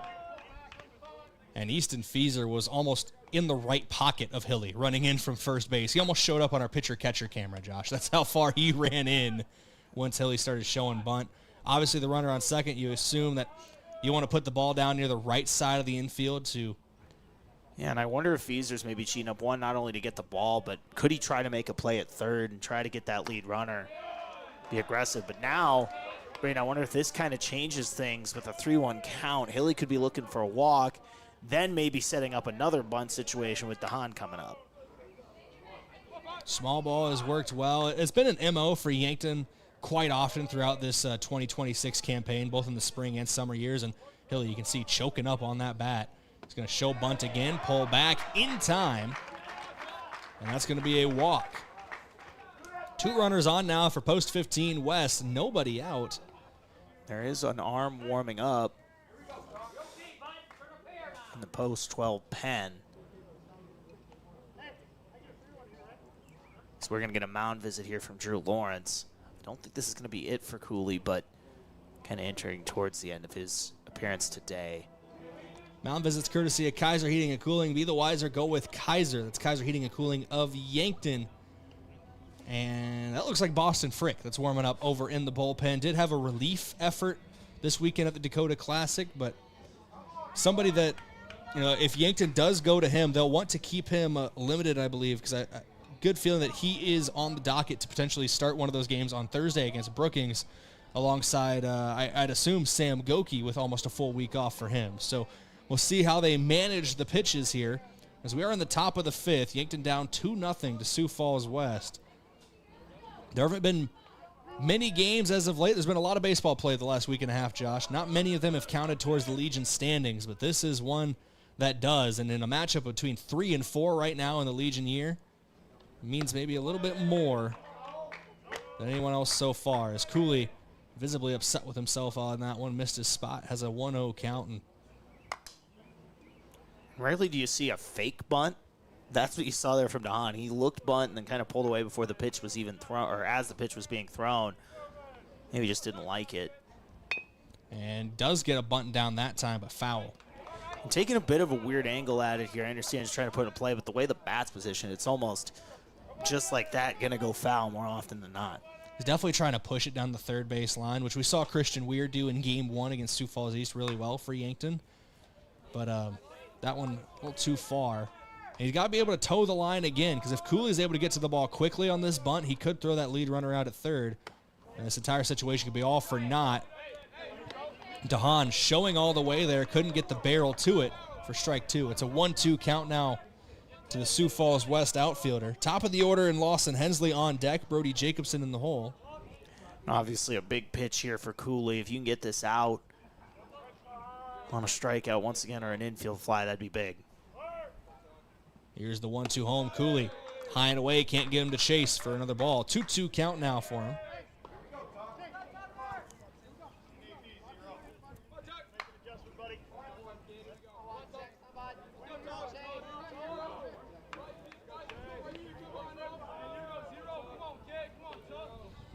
Cooley comes set for the 2-2. Fires home. This one sent into right field by DeHaan. Long run for Easton Feaser. It is foul. And Feaser hit the fence hard over there near the bullpen. He's back to his feet, but that did not look fun for him. And a deep sigh of relief there from Chase Cooley.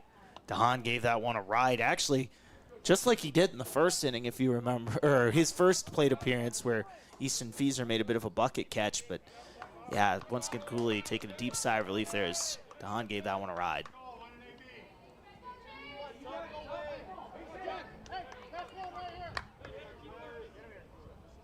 That baseball was thrown back in from the right field after Cooley had already gotten a new one from the umpire, so they had to give the old baseball back to him. Here's the 2-2. And DeHaan takes it for ball 3. Ball gets away from Johnson, but a good block behind the plate keeps it in front of him and keeps the runners at first and second. And now, just like that, Cooley in danger. Here, walking the bases loaded with no outs. Sioux Falls West leads Yankton 2-0 here in the top of inning number 5. They had one in the top of the first. They pushed one across earlier this inning, both in very similar situations. Here's the payoff pitch in this at-bat, and we'll do it again. Never fails. Never fails. But if you are just joining us, both times that Sioux Falls West has scored a run, it's been with runners at the corners. Runner at first takes off to second. On the throw down to second, the runner from third comes home. Both times that has worked exactly as planned for Post 15 West.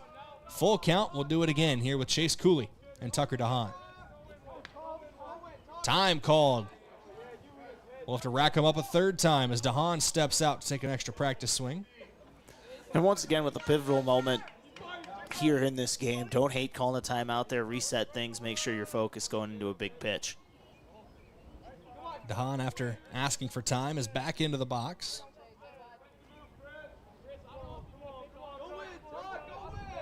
Full count again, outside for a ball, and it gets away from Johnson. The bases will be loaded. Cooley comes home to cover the plate. No runners move past where they were going anyway. So runners on first, second, and third with nobody out. And we're going to get a mound visit here from the Yankton dugout.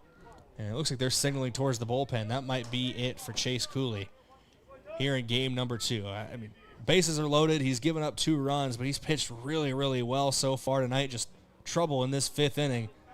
It might leave a sour taste in his mouth. And it does look like Boston Frick will come in to try to settle things down here in the top of the 5th.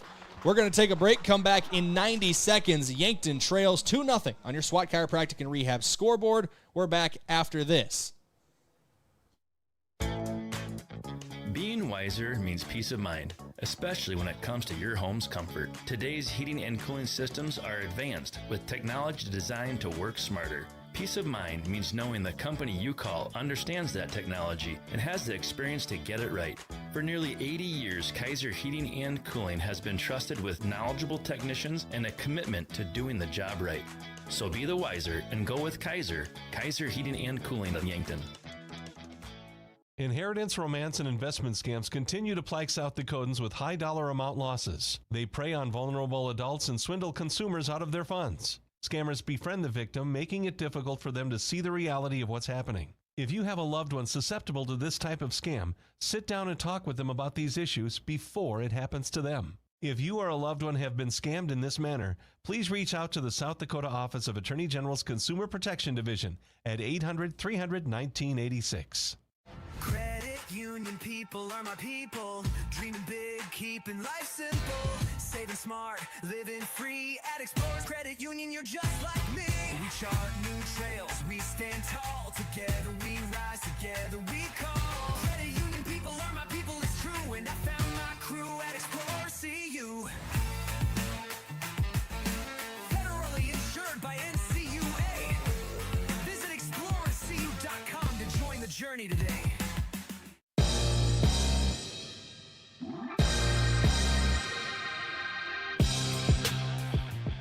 Welcome back here on KYNT and KYN-TV. It is Boston Frick on the mound here in the top of inning number 5, and he comes in a pickle. He's in a jam. Might even be jelly involved, Josh. Bases loaded, nobody out for Boston Frick. And spotting a 1.43 ERA this season is that one is going to get down in right field. A run will score off that base hit. An RBI single, and heads-up play there from Easton Feeser, Josh. The way he held his glove up made it look like he was going to bring that one in. It held all the runners close to the bag, and that potentially could have scored 2 if West is aggressive, but kind of eased that aggressiveness off a little bit. Yeah, and just like that, another run here, and all of a sudden, later into this game, post 15, starting to create a bit of a gap. First pitch misses high there for a ball.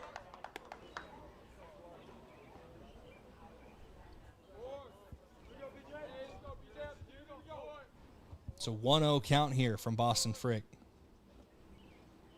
1-0 home, sent into right field. That is going to be foul. And after he had a meeting with the bullpen fence a little while ago, Josh, I think Easton Feeser just going to let that one go away. Didn't give as much chase. Yeah, just thought about that one, and once again, didn't really seem like there was a play there anyways. Just kind of held back over there and right. 1-1 ripped. Foul down the left field line. Almost took out the lead runner over there at third. That is Hilly over there at third base. Brody Jacobson, the shortstop, batting out of the 2-hole today. That RBI single a few moments ago belonged to Lawson Hensley, the center fielder. Here's the 1-2 from Frick.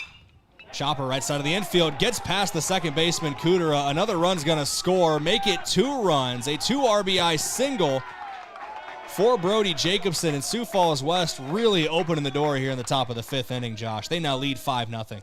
Yeah, opening this one up, 4 runs here in the 5th, and the bats are starting to wake up for Sioux Falls West here and pull away.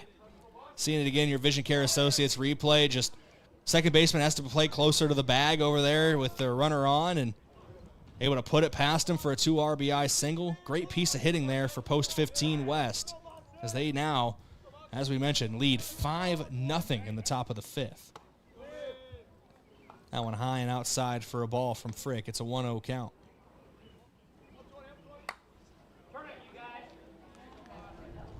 Now, Frick, it's just finding a way to get out of this. Obviously, no outs here. You're willing to trade another run probably for a double play at this point.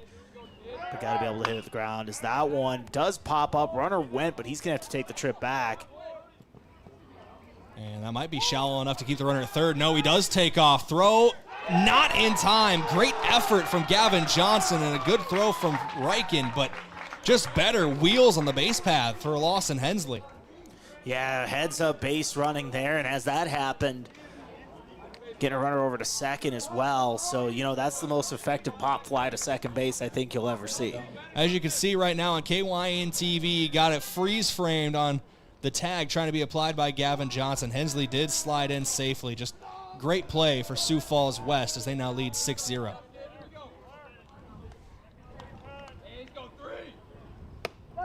First pitch in there for strike 1 from Boston Frick. This is Bennett Duncan now at the plate, and how quickly a game can change, Josh. Only 1 run over the first 4 full innings between these two teams. And then a 5 spot now on the top of the 5th for West. 0-1, chopped in the infield. Kudera racing onto it, off the end of his glove. Runner turns at third, heading home. Throw home, not in time. Safe again. Another run scores for Sioux Falls West. look at it again, your Vision Care Associates replay. Tough play to make for Kudera over at second base, and then heads up base running. Never stopped his momentum, and he does slide in safely. Just beating the tag from Gavin Johnson. Almost got him on the foot there, Josh, as Johnson was spinning around, but safe at home for another run for Sioux Falls West. And now they lead 7-0 here in the top of the fifth. And sometimes you'll see receivers in football kind of look to run before making a catch, and I think it's something similar there for Kudera. I think he was thinking about the throw, so he was trying to scoop that one up, but just a rare mistake for him out at second base. Usually a very dependable glove, just a tough play there. The 0-1 pitch misses outside for a ball. Make it 1-1 now from Boston Frick. At the plate is Jackson Dunn, the catcher. Jensen steps into the on-deck circle for West, and in the hole is Chris Logue. That one's going to plunk Dunn, hit him in the small of the back. That's going to put 2 runners on now for Sioux Falls West. And Josh, this is an eerie similar situation to what we saw in the first game today between Yankton and Sioux Falls East. What could be the winning run is actually at the plate right now for West. If they go up 10-0, they just got to get 3 runs in the bottom half, or 3 outs in the bottom half of this inning without giving up a run to technically walk things off and end things. Yeah, and if you would have told me that coming into this inning, I would have never guessed that. I know Sioux Falls West is a good team, but this was a pitcher's duel really through this inning. Just 1 run scored coming into this, but then the bats for West waking up here and taking care of business, putting up that 6th spot here in the 5th.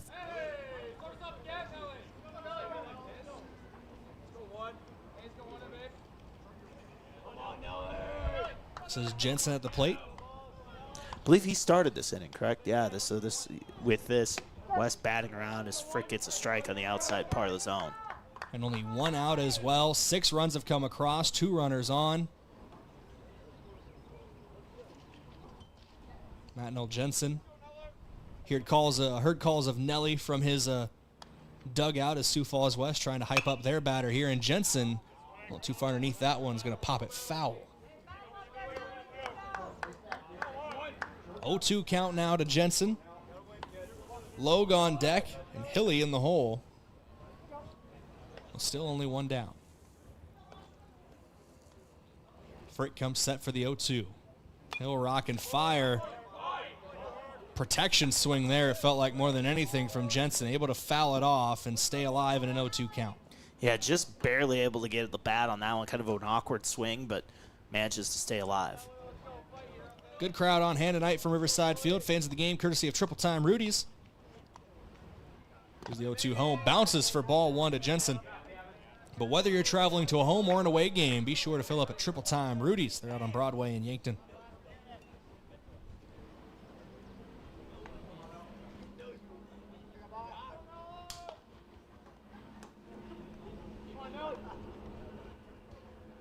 One-two count here from Boston Frick with 2 runners on. Jensen, another foul ball from him. Good fight so far.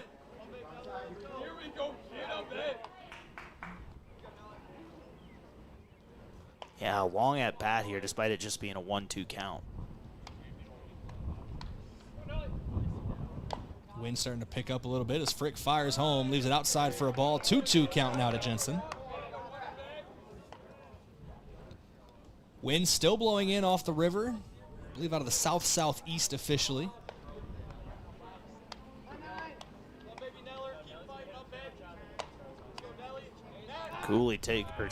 Frick taking a long look at the runner at second before deciding to step off. It is a 2-2 count, high-pressure situation here for Yankton. 2-2 home, does not miss by much. A stone-cold take there from Jensen. Yeah, and we've seen some umpires that will give that inside look to the pitcher. Just no avail there for Boston Frick. Here's the 3-2. That might have clipped Jensen. Either way, it's a ball. He's getting a free bag. Probably would have preferred not to have a bruise with it, but he'll take first base, and the bases now loaded here for Chris Logue. And with that, something to keep an eye on. Brennan Gilmore heading out to the pen perhaps to warm up here. As Yankton's still trying to battle out of this inning.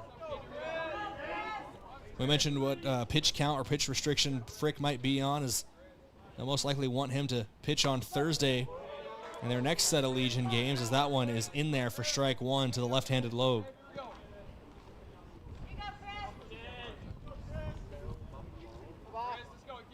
Frick set for the 0-1. Runners at every bag. Too tall for ball one. Once again, Yankton hoping for a ground ball here of some kind in the middle part of the infield there to either Reichen or Cooter over there, trying to get a double play and just get out of this inning. The 1-1 home. Outside for a ball, make it a 2-1 count now to Logue.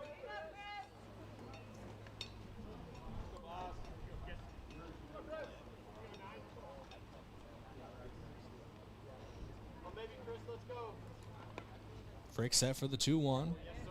Runner getting some steps over there at third base. That's taking a big lead. That's Bennett Duncan over there. And strike two called to Logue. It's a 2-2 count now from Boston Frick.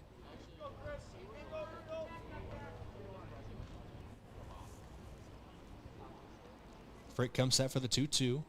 Not as much of a lead from Bennett this time, and Logue, chopper right side of the infield. Kudera up with it in time, gets it to second base, over to first, not in time. It's an error as well. 2 runs are going to score, and Logue's going to scoot to second base as well. 9-0 your score. Sioux Falls West leads. We'll look again at that play on your Vision Care Associates replay, as trying to turn 2 and get out of the inning, Josh, but a mistake made in the field for Yankton, and it leads to another run as well.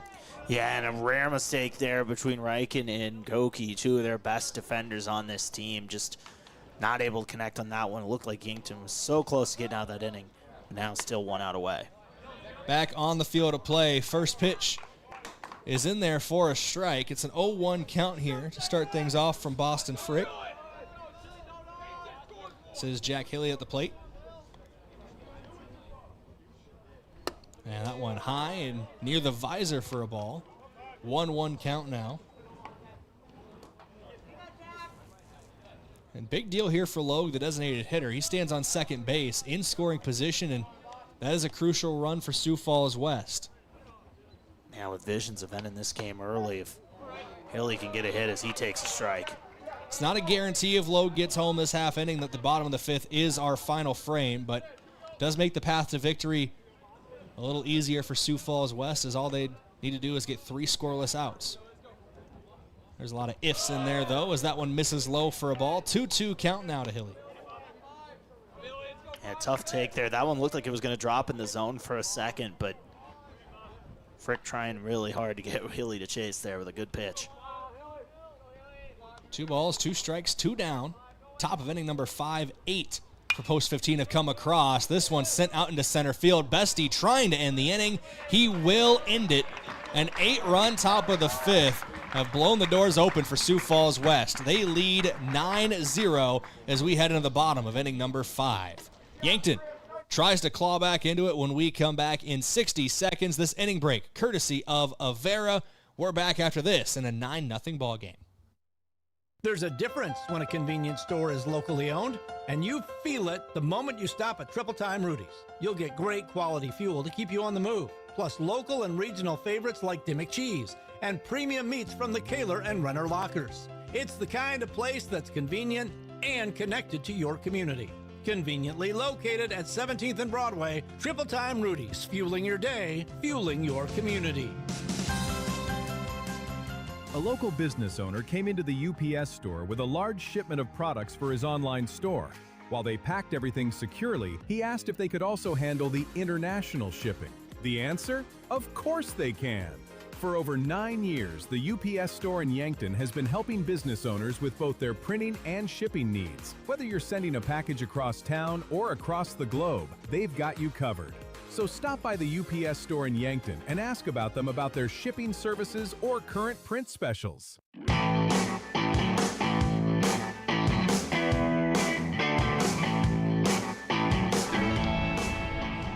Welcome back here on KYNT and KYN-TV, and suddenly Yankton finds themselves with a mountain to climb here in the bottom of the 5th. An 8 spot in the top half of this inning has not only given a lot of insurance to Voss on the mound, but has now turned up the urgency for Yankton at the plate. Yeah, just trying to find something here. Had some base runners throughout this game, but not able to put anything across. Had a bases loaded situation at 1.2 and just not able to take advantage. And then all of a sudden the Sioux Falls West bats waking up there as Sam Goki's going to have a hit to start this inning. Well, the journey of 1,000 miles begins with a single step, and there is step one for Yankton post 12. Goki on first base brings up Easton Fieser, and Josh, we talked on the pregame. One of the keys, you cannot make mistakes. You cannot give free opportunities and free chances to a team like Sioux Falls West. They will make you pay for it. 4 errors on the board right now for Yankton, and most of them coming in that last half inning. Yeah, led to a couple runs as well, and now Yankton just trying to battle back here. Off to a good start this inning, but obviously, like you said, a long way to go here. It's a 1-0 count as the first pitch misses high and away for a ball to Easton Fieser. Wind starting to pick up again. The 1-0. Fieser pops this one in foul territory. Slight chase over at third base, but out of play. Too far to reach there for Bennett Duncan.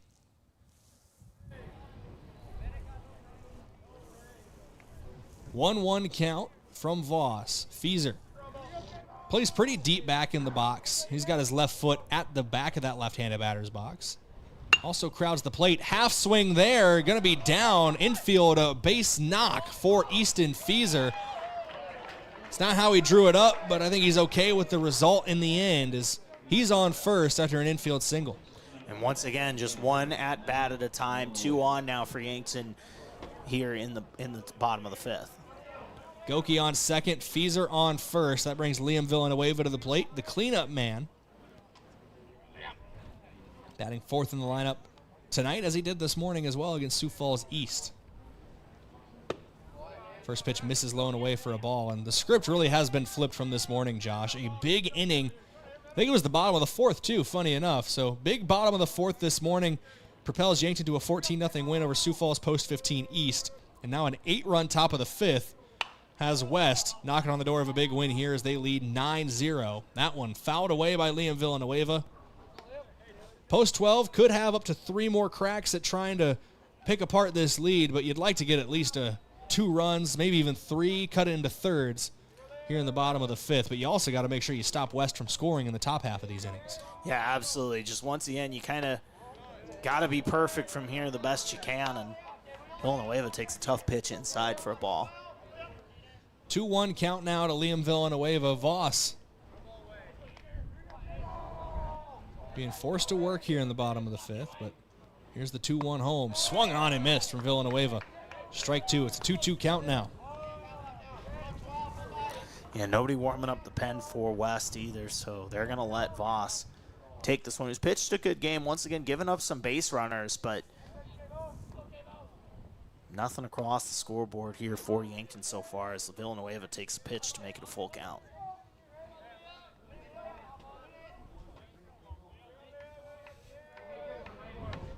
We'll see if this is a payoff pitch here for both Voss and Villanueva. The 3-2 home, low and maybe a touch outside as well for a ball. The 90th pitch of the game for Voss is a walk. And the base is now loaded as Yankton in prime position to try to erase a little bit of this deficit that they gave up in the top of the 5th. We're going to get a mound visit here for Sioux Falls West. Mound visits courtesy of Kaiser Heating and Cooling. Be the wiser and go with Kaiser. It's Kaiser Heating and Cooling of Yankton. And there will be a pitching change. Voss's day is done.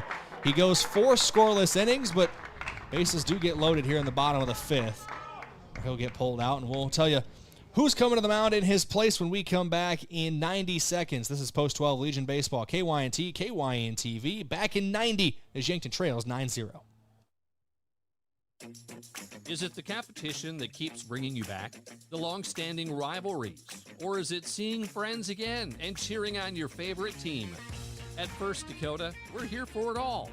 We appreciate the fans, the players, the coaches and officials, the concessions crew. The shared community experience is part of what makes life here great, and we're here for it. See you at the game. First Dakota National Bank, member FDIC.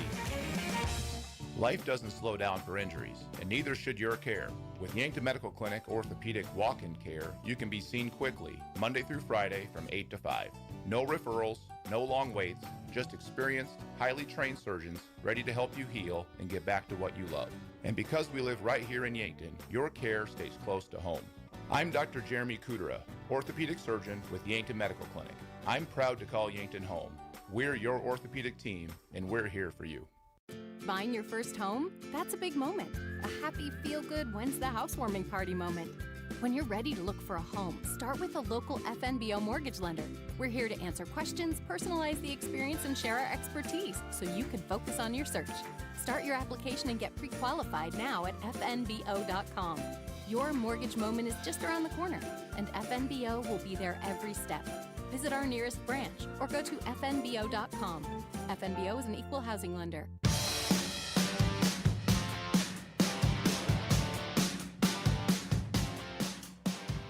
Welcome back here on KYNT and KYN-TV. Bottom of inning number 5. Bases loaded for Yankton, and Kyler Boyd will step into a tough situation on the mound. Very similar to what we saw Boston Frick walk into just the last half inning, Josh. Yeah, and once again, Yankton with a chance to cut into this here. Down 9, but bases loaded, no outs. And, you know, if Yankton is able to make a rally here somehow, some way, this is obviously a pivotal moment in that. Shot to the gap could, in theory, cut this lead into a third, or cut this lead down by a third, Josh, as Easton Fieser off of second base, Liam Villanueva off of first base, Sam Goki off of third, all of them very good athletes for Yankton post 12. Here's the 1-1 home. Misses the zone for a ball. 2-1 count now to Kudera. And this is part of being a relief pitcher, Josh, is sometimes you got to go right into the fire. No chance for Boyd to really get his bearings out there on the mound. Yeah, and we saw Boston Frick go through the same thing last inning as Boyd gets another strike there. Obviously looking for a punch out, because if you can get that, you're a double play away from getting out of this inning. But once again, a big pitch coming here on 2-2. The 2-2 from Boyd, swung on, ground ball right side of the infield. Second baseman up with it in time, over to the shortstop covering the bag, but in and out of the glove. Is out at second. There is an out at second, I should say. Liam Villanueva is retired. Sam Goki comes across to score. Kudera safe at first, Fieser at third. So now runners at the corners with one down in a 9-1 ball game for Beck Reichen at the plate. Post 12 catching a bit of a break there, right? You know, you get the drop ball over at short. Otherwise, that probably would have been a double play, and that's exactly what post 15 was looking for. So Yankton gets a run, cuts into that lead a little bit, but catching a bit of a break there as well. Boyd comes set for the first pitch of the at-bat to Beck Reichen. And that one over the top of the head of Reichen for ball 1. Out of his crouch, good pop time there for Jackson Dunn behind the plate, able to jump up and snag that one. Boyd checking the runner at first base in the form of Kudera. Now he'll come set on the mound, working out of the stretch, fires home to Reichen in there for strike 1. Now obviously looking for the double play ball here. Reichen good at working a count, so we'll see how this one plays out as we move along in this at-bat. Boyd set for the 0-1, or the 1-1, excuse me. Now he'll rock and fire. Reichen pops this one up, potentially playable. Dunn, Boyd, and Jensen all giving chase. None of them will get there as it actually lands just off to our right, out of the field of play.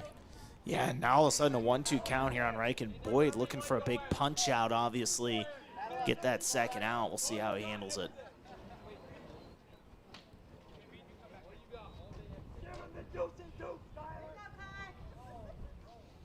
I don't know what was just said in the Sioux Falls West dugout, but they are behind their pitcher, Kyler Boyd, right now in a 1-2 count. Yeah, and we'll see what he can do. Obviously responded well to this situation so far. Coming in, even when it's 9-0 with bases loaded, no outs, is a tough spot. He's going to get a grounder over to first. High chopper, tough play to make. Jensen flips to Boyd, covering the first base bag. Out at first. Another run does score for Yankton, so Reichen does a job, make it 9-2. But now 2 down in the inning for Simon Kampshoff. Yeah, and, you know, Yankton obviously not completely what they wanted with bases loaded, no outs, but they're able to put a couple on the board here. And now, once again, a chance to add more with Simon Kampshoff at the plate.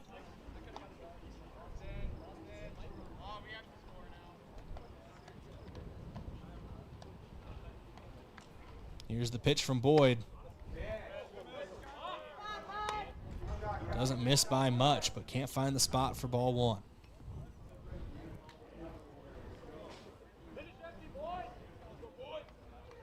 Boyd comes set again, still working out of the stretch with the lead runner on second base.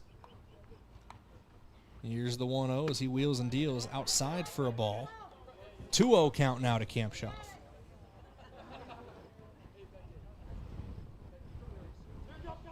Obviously good vibes over there in the Sioux Falls West dugout right now as they lead 9-2.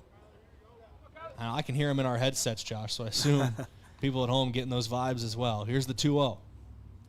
Outside for a ball, 3-0, and good set of eyes for Simon Kampshoff here so far. Expect him to be taking all the way. Yeah, I have to in this situation, even though there's a chance you get a good pitch here with the 3-0 count. Boyd fires home. Ball 4, a 4-pitch walk for Simon Kampshoff. He'll take first base. That's going to bring Carter Boomsma to the plate. Now, I doubt it's a very low chance, but it's a non-zero chance that Boomsma tries laying down a bunt with his speed. Doubtful, very doubtful, but I've been shocked before by plays that have ended up working for Yankton so far. Yeah, not completely out of the question, unlikely, but, you know, when you're down down 7 here, got nothing to lose. If that first pitch was any indication, Boomsma swinging away here in this at-bat, Josh, as he fouled it back into the net for strike one. 9-2 your score. Yankton has cut 2 runs off of this deficit in the bottom of the 5th, but still down 7. Kyler Boyd with the 0-1 home.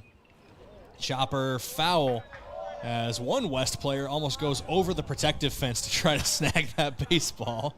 They're having fun down there.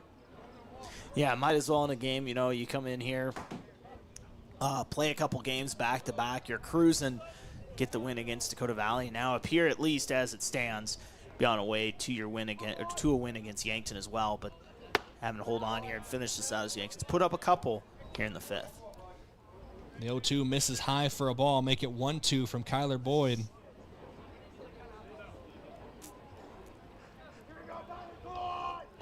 Boyd shaking off the first few signs. Now comes set, like something he sees from his catcher Dunn. Here's the 1-2. High, ball 2. Now we'll see what Boomsma can do with a 2-2 count here, working back a little bit and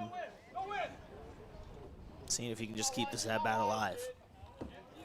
2 balls, 2 strikes, 2 outs. Bottom inning number 5, 2 runs already across for Yankton post 12 with 2 runners on. 2-2 foul tips. We'll do it again. Deuce's wild situation here for post 12, Josh, and big opportunity for Boomsma. Mentioned wanting to cut this lead, this deficit into thirds as much as you can, and if they push that lead runner at second base across home plate, they'll have done just that in the bottom of the 5th, but no more mistakes really to work with 2 outs.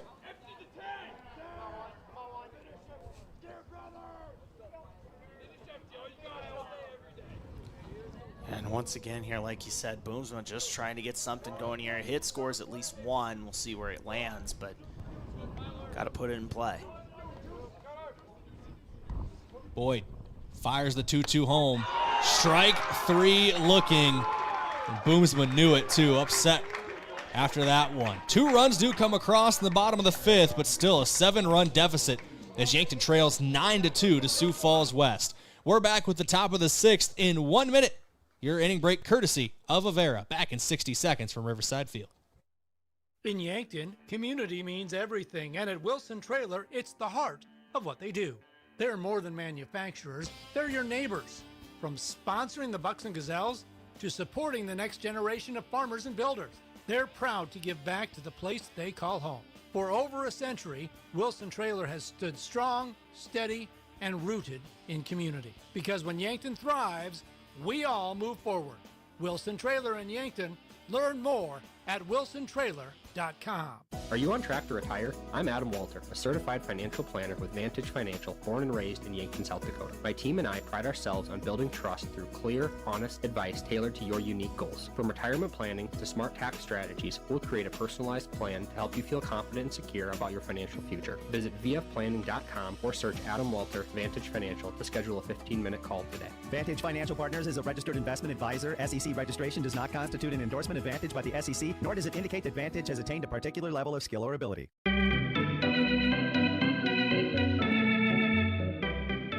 Welcome back here on KYNT and KYN-TV. Yankton finds themselves down 7. They did push 2 across in the bottom of the 5th.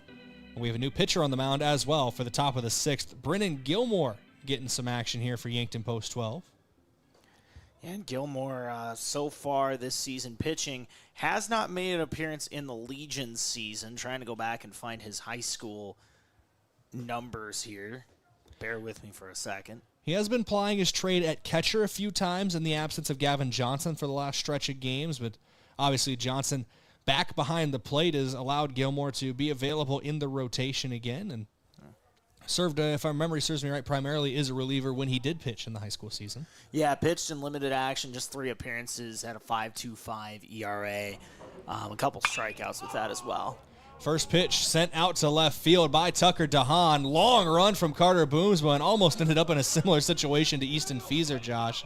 He had to pull the reins right next to the bullpen fence down the left field line. It is a foul ball and a loud strike 1 for Tucker DeHaan. Yeah, allowed strike 1, but that's all it will result in is strike 1. And once again, we talked about a lot of foul territory here at Riverside Field, and another example of that right there on that one. The 0-1 from Gilmore outside the zone. DeHaan works the count back to 1-1.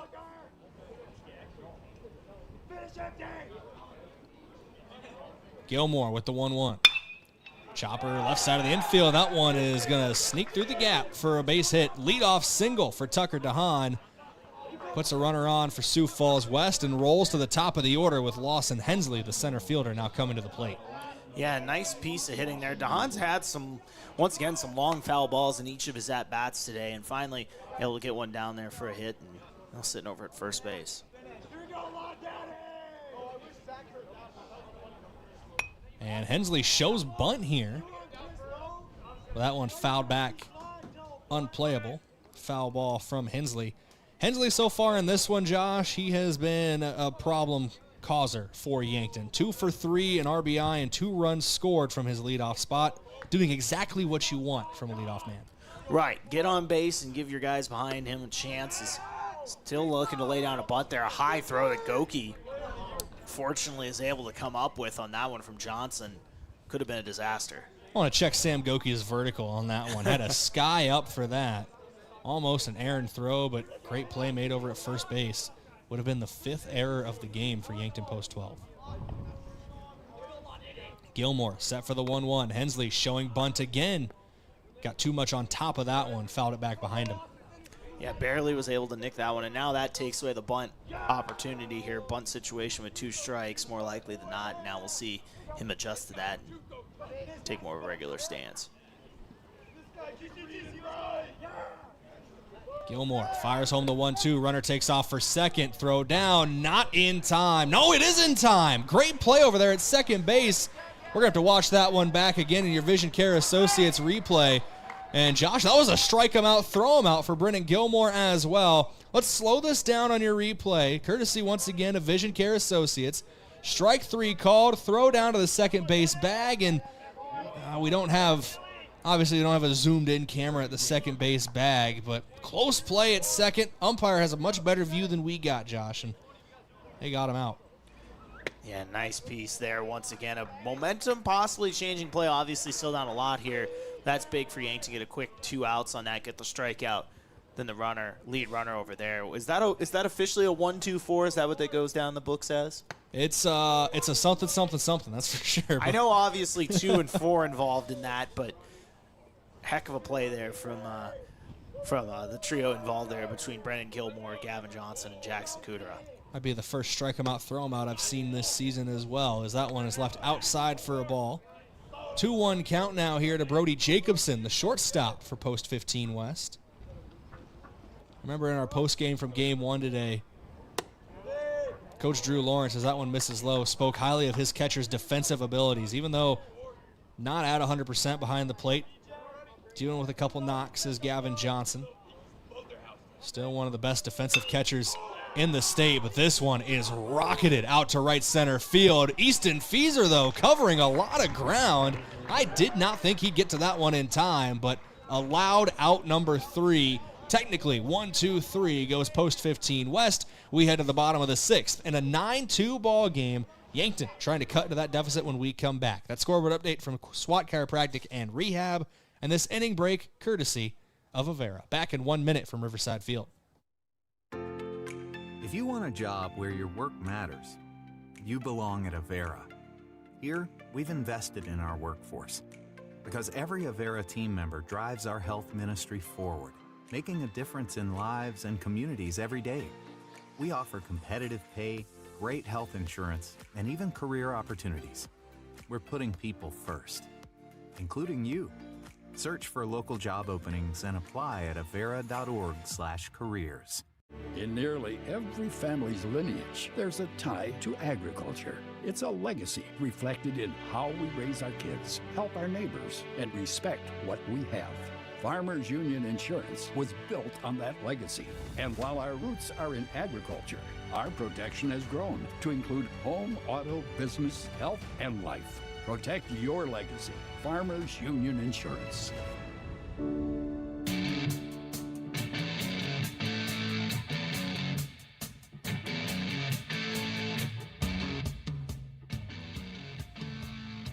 They got 2 back in the bottom of the 5th. They're going to need a few more here in the bottom of the 6th. Yankton trails 9-2 to Sioux Falls Post 15 West. And leading things off is a pinch hitter this half inning, Josh, in the form of Caden Hunoff. Yeah, pitch hitting in the 9 spot for Tate Bestie with the top lineup coming around. That makes me wonder, could we possibly see maybe Bestie pitcher if his day's done? I don't know. We'll see, but Gilmore worked through things there in the 6th, so I don't know if they would maybe give him another shot there in the 7th, but we'll see when we get there as Hunoff takes the ball. 1-2 count now to Caden Hunoff. So I try to get his stats pulled up this season. Here's the 1-2 home from Boyd.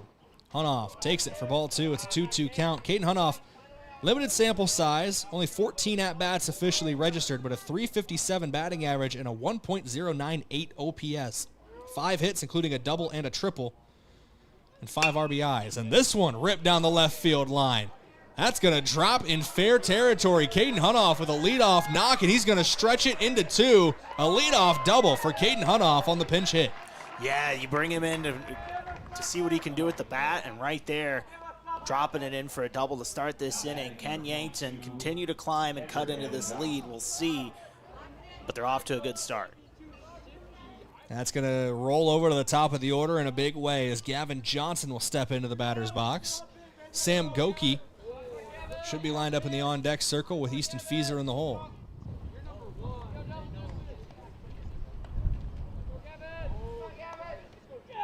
Boyd with the 0-0.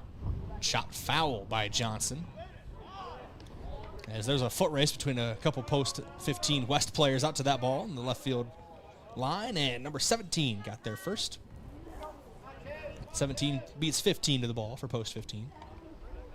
Turning on the Jets there. Here's the 0-1 home. Johnson swings through it for strike 2. Quick 0-2 hole here as Boyd trying to bounce back after that leadoff double. Yeah, you know, it's one of those, obviously still a pretty safe lead right now for Sioux Falls West. Obviously don't want it to continue to climb, but right now feeling comfortable where things stand. Boyd switching quickly back and forth between the runner at second and Johnson at the plate. Fires home outside for a ball. 1-2 count now to Gavin Johnson. His temperature's really starting to cool off here. Sun's not down yet. We are inching towards the summer solstice, Josh, which is the longest day of the year. Yeah. Big summer solstice guy over here. Anything else important happening that day? Well, there's a reason that it's a reason my wedding's on a Sunday. It's for the summer solstice. Longest day of the year, so let's have a long party. And then everybody call into work the next day, please. 2-2 your count. There's going to be a lack of bodies at Riverfront Broadcasting's Yankton headquarters on Monday afternoon. Yes, Monday morning. Everyone in Yankton call off work next Monday, and when your bosses ask why, tell them Brayden Butler from Riverfront Broadcasting said so. No. It's like the sign notes when like a sports team when a team makes it to a big game, and they're like, "Hey, you have permission from insert coach here to take the day off." It's a full count here to Gavin Johnson. They haven't worked all week in New York. Yeah, can you blame them? Here's the full count payoff pitch. Outside for a ball. Johnson walks down the first base line. We'll see Will Sager run for him as I've been watching him come out of the dugout right now down the first base line. So Sam Goki here in a big spot for Yankton. They trail by 7 here in the bottom of the 6th. We've seen crazier comebacks in the game of baseball, Josh, but still quite a ways to go. Goki could get him started, though, here in the bottom of the half. Yeah, and he was the spark that kind of started things last and getting a couple runs. He had a leadoff single, and now a chance here to do some damage and maybe cut into this lead if he can get a base knock. First pitch to him. Outside or out of the zone, inside to Goki for ball 1.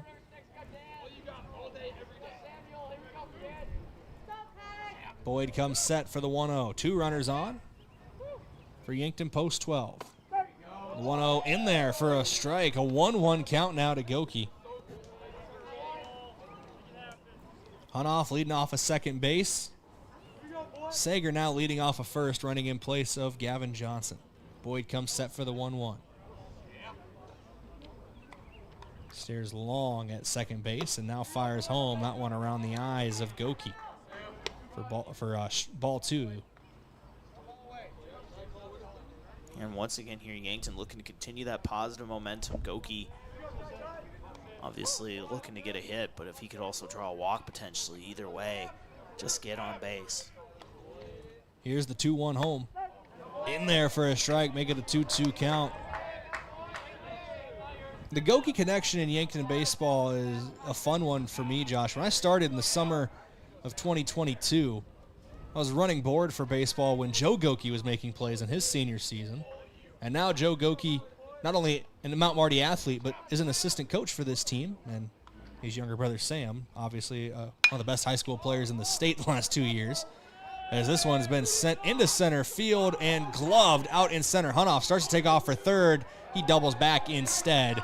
1 out on the fly out to center field that was brought in by Lawson Hensley. And a quick throw back into shortstop keeps Hunoff at second base. Yeah, just kind of froze Hunoff there. Good throw. Just not quite far enough on the hit either. And now 1 out here for post 12. Let's see what they can do with 2 on. In the spring season and just throughout baseball in general, Drew Lawrence has said this guy at the plate in Easton Feeser spends more time in the batting cage than anybody. Well, when I walked in the bottom of the first inning of Sioux Falls West matchup against Dakota Valley, just getting here early to make sure everything's set up, there was one Yankton player here, and it was Easton Feeser, and he was in the batting cage, and he is going to rip it down the right field line for a base knock. 1 run is going to score. It's an RBI double from Easton Feeser. Time in the cage, working well for Feeser there. Even though I feel like I said bullpen at the start, I knew what I meant. Yeah, ripped that one there down the first base line. A run scores for Yankton. Now a chance to really do some damage and cut into this lead, Brayden. You know, if you can score another run or two, all of a sudden it starts getting a little more uncomfortable. If you can cut that lead to about 4, things start getting a little more nervous. Not quite fully there yet, but this is a big spot, obviously, here. Well, as the rest of this game is for Yankton, but if you're able to add 2 here heading into the 7th, that'd be big. First pitch from Kyler Boyd to Liam Villanueva, misses low and away for a ball. Make it a 1-0 count here. And Villanueva has shown power this season. He's hit some down the lines and a few to the gaps as well.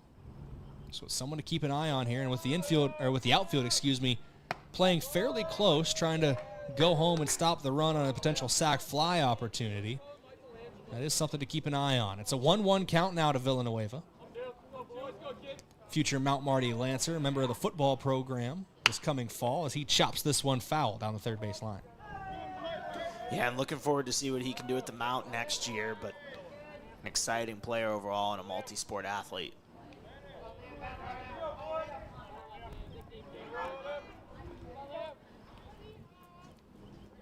One 2-year count to Villanueva at the plate. Boyd taking his time. Now he'll come set and wind up and just miss the zone. It's a tough pitch to lay off there for Liam Villanueva. Make it a 2-2 count. Yes, it is. That is a tough one to lay off. And if it would have been a call to strike, I wouldn't have thought anything of it. But either way, though, Villanueva's still alive at the plate. Here's the 2-2 from Boyd, and Villanueva fights off to stay alive again. Fouled off over our heads. And once again, just fighting here, trying to battle back and put something into play here, give his guys a chance on the base paths. Boyd set for the 2-2 again. He'll kick and deal to Villanueva, and another close pitch taken for a ball by Villanueva. Yeah, I mean, some gutsy takes here from Liam this inning, too, that were really close to being strikes, but still alive in this count. The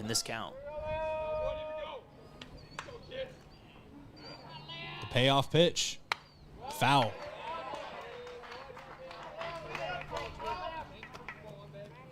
We'll do it again in a 3-2 count. 2 runners on for Yankton.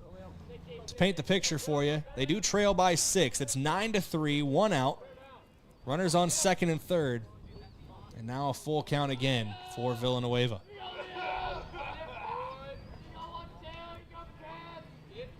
Boyd fires home and gets him swinging. Looked like Boyd pulled the string on that one, Josh, and just got him out on his front foot for strike 3. Yeah, long at bat there. Good battle from Liam Villanueva, but Boyd wins that one, and now just an out away from getting out of this jam with 2 runners on.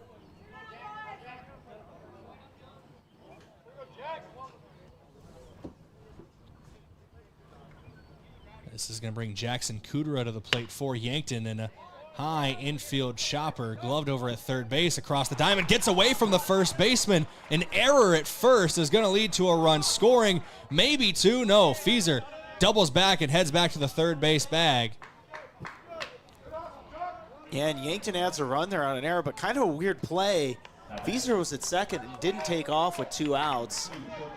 I think I don't know if he was trying to avoid getting tagged between second and third, thinking maybe Kudera can beat it out and not wanting to be the final out. But, yeah, if he's off at the crack of the bat, we're probably talking about 2 runs right now. And, you know, that's one of those hindsight 2020 things. But luckily for Yankton, they're still alive here in the bottom of the 6th. Another run across. They trail 9-4 with Beck Reichen now stepping into the box. Yeah, it's still kind of unusual, though, looking at it as Yankton trying to cut into this. It's one of those usually on contact, you're running with 2 outs. But, you know, either way, though, Yankton's still alive here and trying to add a couple runs. Strike. Past Reichen there from Boyd. Makes it a 1-1 count now.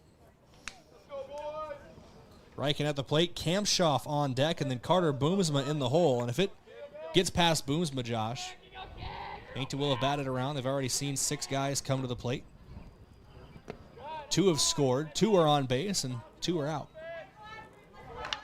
We'll see what Boomsma can do. Obviously, I feel bad for him. Obviously, one of the best bunters on the team. Hasn't had that chance today with his speed, how dangerous he can be. Been up a lot with 2 outs here in this game, but has another chance here to add a run, or a couple runs here with a base hit. Here's the 2-1 home. And Reichen pops that one up foul.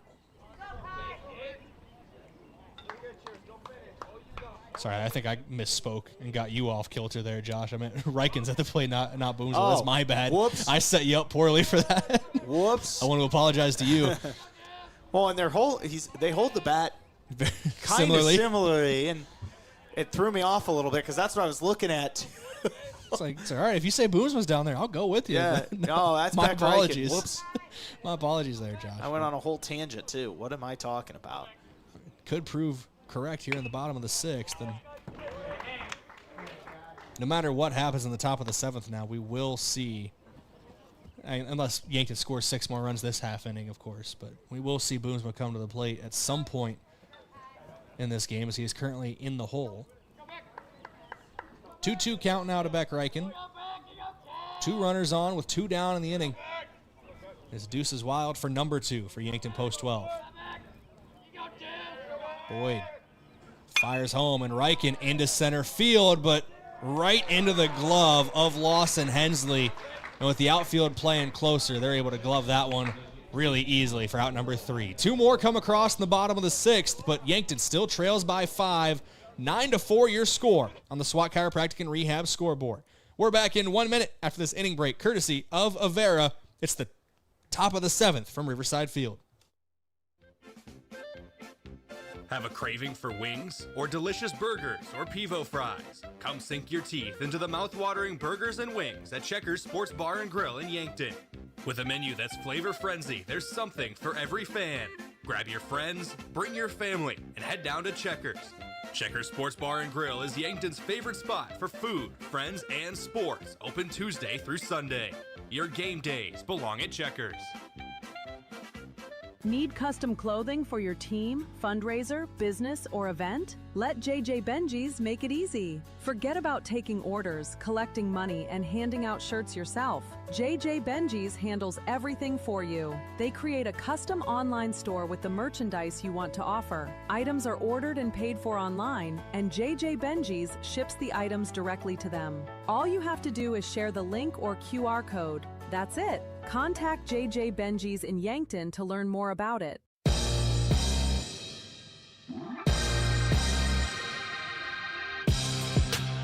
Top of inning number 7, Yankton trails by 5 to Sioux Falls post 15 West. 9-4 your score, and West looking to add to that lead here, and it's a guy who helped them in that 8-run 5th inning in a big way, and Chris Logue coming to the plate. 7, 8, 9 hitters due up here this half inning for post 15 as that first pitch from Brayden Gilmore misses for ball 1. Second pitch inside for ball 2 from Gilmore. Quick 2-0 count. That one near the shoe tops of Logue. Or check that. This is Boston Bryant. I read 23. That's number 20 at the plate.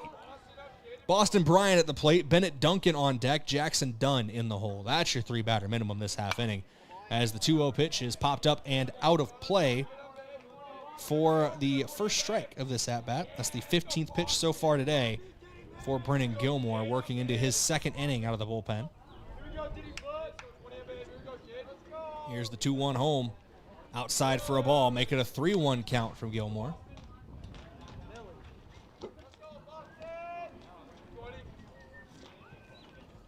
Bryant set in the box here. Gilmore, the 3-1 outside for ball 4, and that'll put a runner on first base here for Sioux Falls West. They're trying to add to their 5-run lead, get a little bit of insurance in the top of this 7th inning as they look to close things down in the bottom half of this inning.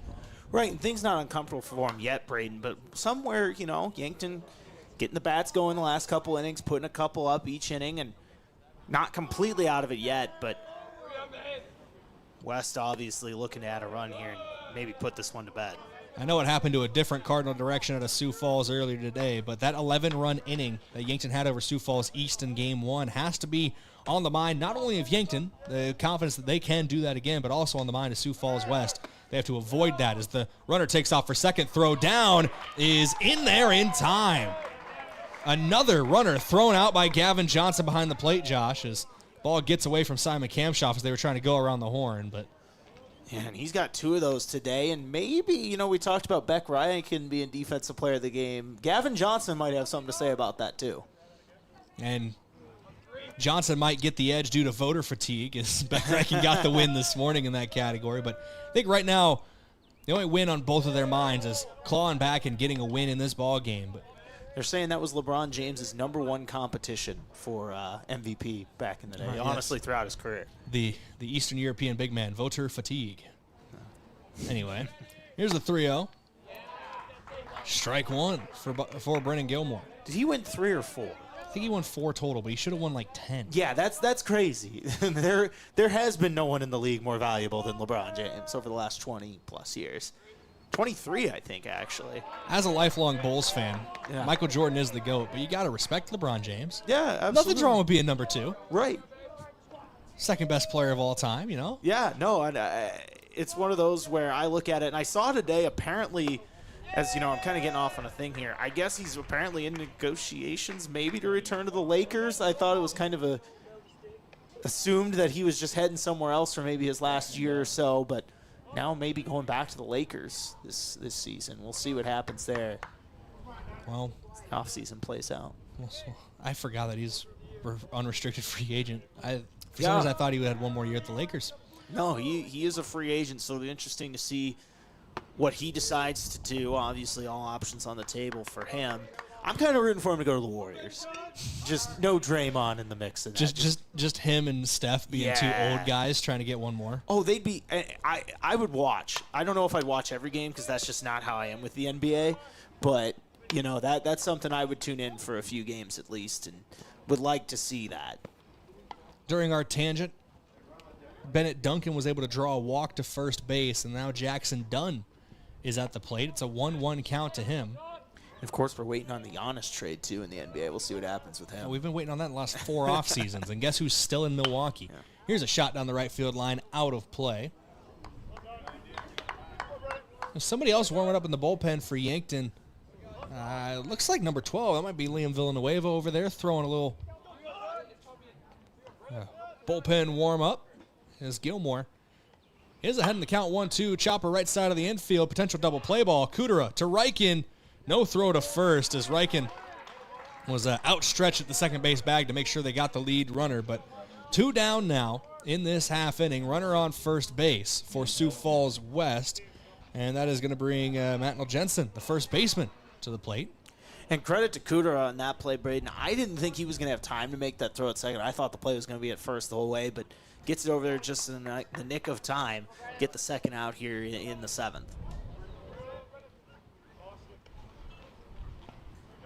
Gilmore coming set on the mound. He's pitched very well since coming out of the bullpen, and first pitch by Jensen there for strike 1. Yeah, why not get a look at Brendan Gilmore tonight and give him some reps? I know Yankton's got a couple more games this week, and Gilmore responding well and up to the task today. Gilmore set for the 0-1 home. That one too tall for the batters, for the strike zone there for ball 1. Once again, just looking to get out of this inning and give Yankton a chance. We know they can score in bunches. We saw it earlier today against Sioux Falls East. That 11-run 4th inning here, as that one's hit out to right, and Feaser's going to get underneath it. Yeah, Feaser started to run in on that one and then backtrack to his left, but it is out number 3. Scoreless in the top of the 7th. Yankton needs 5 to force extras. They need 6 to win. We'll see if the Bats can get it done when we come back. This is Yankton Post 12 Legion Baseball, KYNT, KYN-TV. Post 12 trails 9-4 on your SWAT Chiropractic and Rehab scoreboard. We're back after this inning break. 60 seconds, courtesy of Avera. I'm Colby Cookta, one of your Yankton Edward Jones financial advisors. We're all about financial investments, but we also value the investments of time, patience, and encouragement our young athletes receive from their coaches, teachers, and mentors. That's why I'm a proud sponsor of the Yankton Bucks and Gazelles on KYNT. Call 605-653-4860 or visit edwardjones.com for all your investment needs. I'm Colby Cookta, financial advisor Edward Jones Yankton, member SIPC.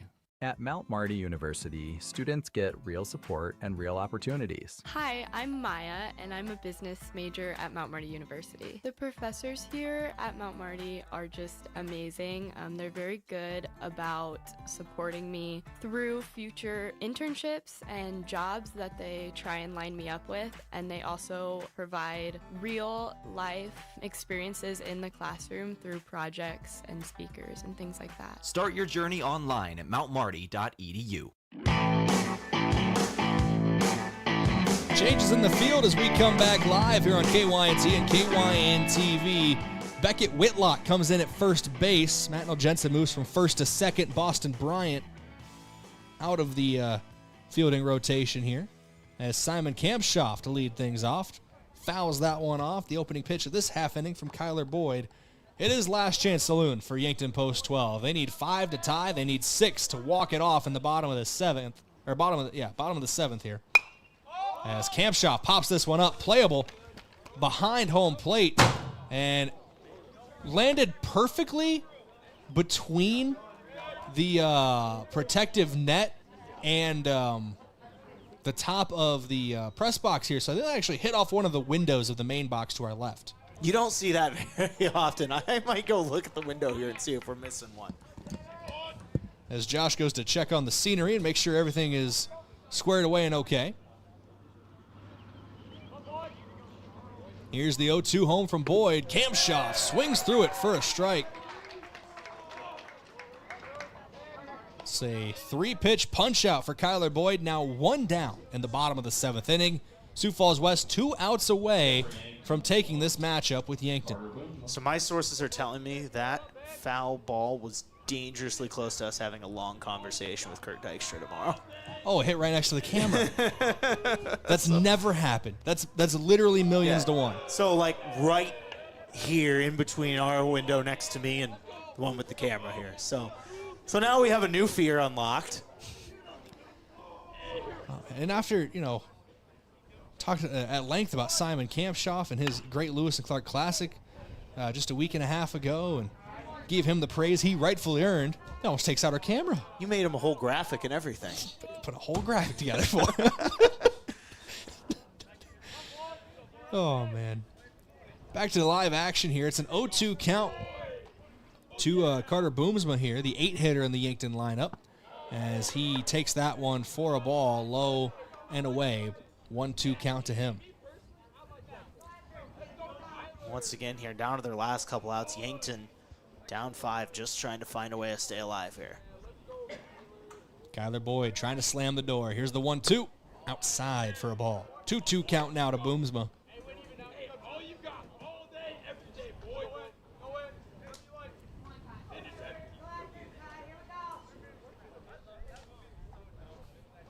Here's the 2-2 home from Kyler Boyd, as that's fouled off by Boomsma. Actually, the more I think about it, I don't know how long of a conversation that would have been about the camera. It's one of those, like, hey. I don't know how that happened. So that camera, that'd be a long conversation with multiple people, because that's the camera we share with the Yankton Baseball Association and Mount Marty. I think that's one of those where all you can do is just kind of shoulder shrug, I guess. I mean, our triforce of baseball between us, the YBA, and Mount Marty University. The triangle. Is that one misses outside for a ball, 3-2 count. That is the strongest shape, Josh. That's the basis of all geometry right there. Phil Jackson won like 8 champions? No, more than that. I think. Well, it'd be easy to run the triangle offense when you have Michael Jordan and Kobe Bryant. Shaq in there too, Scottie Pippen. Oh, I just have some of the best players of all time. My offense is unstoppable. No, you literally have the best players of all time. Tony Kukoc. Literally one of the best players of all time. Love Tony Kukoc. Steve Kerr. Okay. Here's the 3-2 home. And popped up and out of play. Short chase there from Dunn, but it's over our heads. Between his playing career and coach career, he's got to be up there for like most rings of all time. Phil? No, Kerr. Kerr? Yeah. But because he was part of that Spurs, or the early part of that Spurs dynasty too. And then obviously with the Warriors winning 4 championships as the head coach. I mean, just an incredible career. Payoff pitch. Misses the zone. And Carter Boomsma will take the walk down the first base line, and we'll see how aggressive Yankton gets with Carter Boomsma on the base paths, Josh. You can't really risk runners too much, but that has to be a tempting thought in the back of the mind of the coaching staff, knowing how good Carter Boomsma is at stealing bases, to try to push a runner into scoring position here with a 5-run deficit in the bottom of the 7th. Yeah, I think might as well take the chance, right? You're down 5, 2 outs left, might as well take the shot. I think you start that clock. Doesn't go on the first pitch as it misses low and away for a ball to Caden Hunoff, who checked into the game last time through the order in place of Tate Bestie.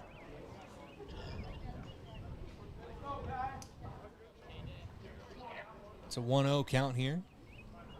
Runner takes off for second. It was a second pitch steal, and Boomsma in safely. Not really that close at second base as well.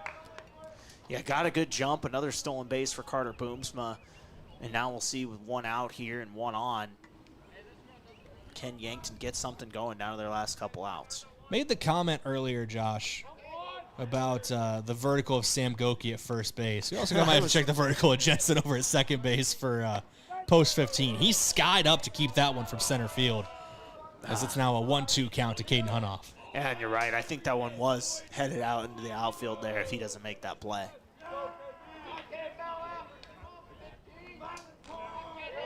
Boyd with a 1-2 count to Caden Hunoff. He'll fire home. Swung on. They're going to say he went around enough to get the punch out. And now Yankton, top of the order, due up, but they are down to their final out. And you can tell Caden kind of regretted that one. A half swing there, halfway through realized that wasn't coming in the zone. A good pitch from Boyd. Now once again, just 1 out away from coming out of here with a victory. This has been a lengthy baseball game, Josh. We're closing in on the 2.5-hour mark of game time. When you have 13 combined runs and multiple innings where the bases have been loaded as well, you're going to have that. First pitch of the at-bat to Gavin Johnson in there for strike one as Kyler Boyd potentially 2 pitches away from shutting this thing down for post 15 West. You know, and we were actually talking about that, a tale of 2 different games here today for Yankton. One where they got out to a big lead. I think that game ended up going 1 hour and 10 minutes. Then all of a sudden you get this one that's almost 2.5 hours. It's kind of crazy on the opposite ends of the spectrum where things have gone for Yankton today in terms of time out on the field in each of these games, or length of game, I should say. Put it this way, you can go back and check that broadcast from this morning. It was a 2-hour and 4-minute broadcast. That's with a 30-minute pregame and about a 23-minute postgame. Yeah, it was quick moving, it was fast, and this one's grounded over to short. This might do it. Shortstop up with it in time. Past the first baseman. It's an error at first. Runner's going to come home to score as well. And Gavin Johnson safe at first base on the error. And that really is a fortunate error for Yankton, Josh, because Gavin Johnson very clearly restricted a little bit in his ability to run down the first base line and was not going to beat that one out without the mistake. Yeah, second chance here for Yankton. They get that another shot here after that error on the throw. Now we'll see if Yankton can take advantage here and extend this game a little longer. 2 outs, but tying run technically in the hole for Yankton. They still got a ways to go to get there as Goki rips this one into left center field. First pitch swinging. Runner's going to take off from second to third. No, Sager caught between second and third. He'll dive back in as Yankton moves station to set up Easton Fieser. And the tying run and Liam Villanueva into the on-deck circle, but Yankton still only 1 out to work with.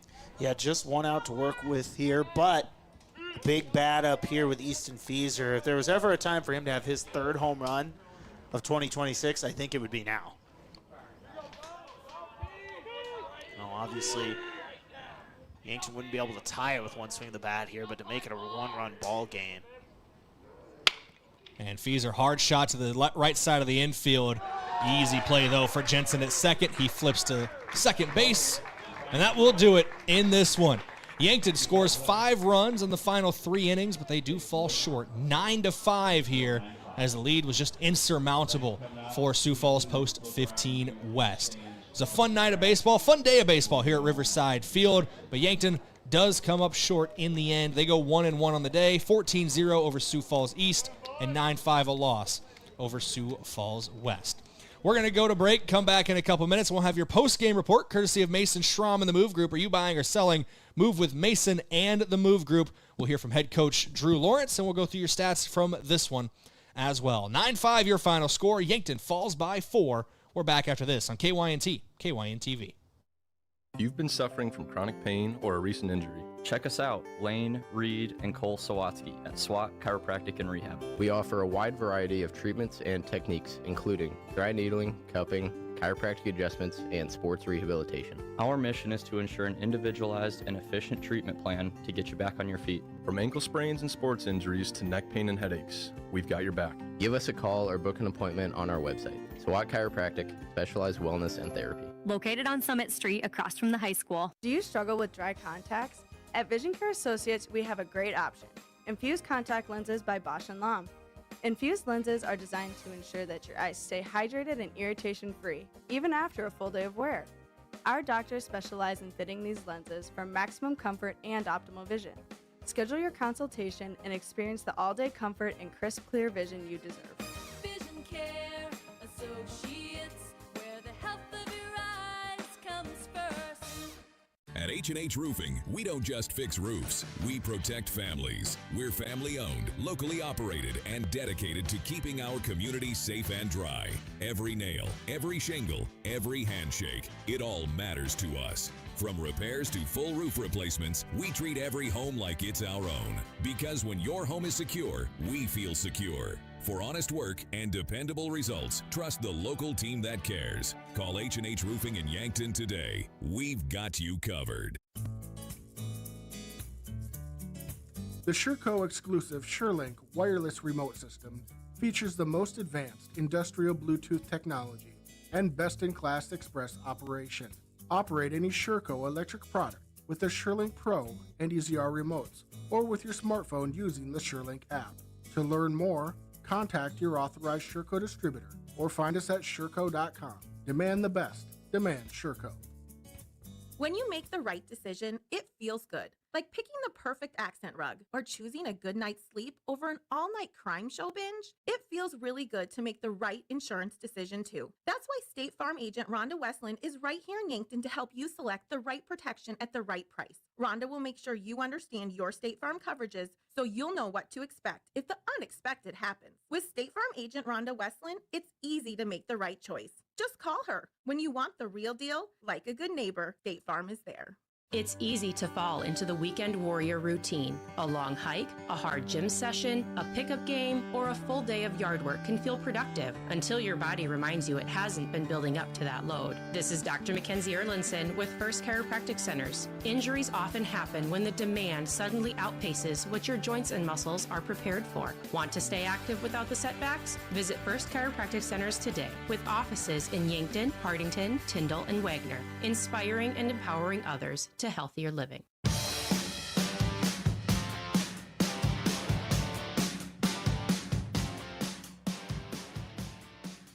Welcome in for your post-game report, courtesy of Mason Schramm and the Move Group. You buying or selling, move with Mason and the Move Group. Yankton falls in this one 9-5. They do score 5 runs in the final 3 innings of play, but an 8-run top of the 5th for Sioux Falls West really was just the nail in the end of things for Yankton.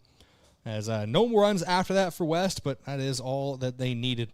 Let's go to your final stats real quick, courtesy of Mayor Signs. If it's time to review the look of your business's signage, let Mayor Signs help. They offer all types of signs, lit, non-lit, digital, and much more. They're located on 4th and Broadway in Yankton. Consider the possibilities today with Mayor Signs. Looking at this matchup with Post 15 West for Yankton. We'll start with Post 15's final stats, the road team and the winning team on the scoreboard. Lawson Hensley went 2 for 4 with 2 runs scored and an RBI. Brody Jacobson 1 for 4 with a run and 2 RBIs. Boston Bryant 1 for 2 with a RBI. Bennett Duncan went 0 for 3 but did score a run as he drew a walk. Matnell Jensen 1 for 3 with a run scored. Chris Logue went 1 for 3 with a run scored and an RBI, and Tucker DeHaan 1 for 2 with a run scored. As for Yankton, their offensive stats, Sam Goki and Easton Feeser both went 3 for 5. Goki with a run scored, Feeser with a run and an RBI. Those two combining for 6 of Yankton's 8 hits. The other 2 hits belong to Caden Hunoff, who went for 1 for 2 with a run scored, and Gavin Johnson, who went 1 for 4 with a walk drawn. We now bring in the head coach of Yankton Post 12, Drew Lawrence, your post-game coach interview, courtesy of Rhonda Westland at State Farm Insurance. Coach, it really was one inning at the end of the night that made the difference. It was a big top of the 5th for Sioux Falls West, and they ended up taking away a 9-5 win in this one. You tried to battle back late, but it ended up being a 4-run loss. Yeah, it was a tough inning. It's an inning that we don't usually have. When you out-hit a team in a game, you wouldn't be expecting to lose by 4 runs, and we did out-hit them. 4 errors on our part's not something that we're used to. But our boys fought back. I think that's a good team. I think I know the score doesn't show this, but I think we're better. And I think that one bad inning resulted in what happened. We just kind of let it snowball, and we'll learn from this, and we'll make sure that doesn't happen again.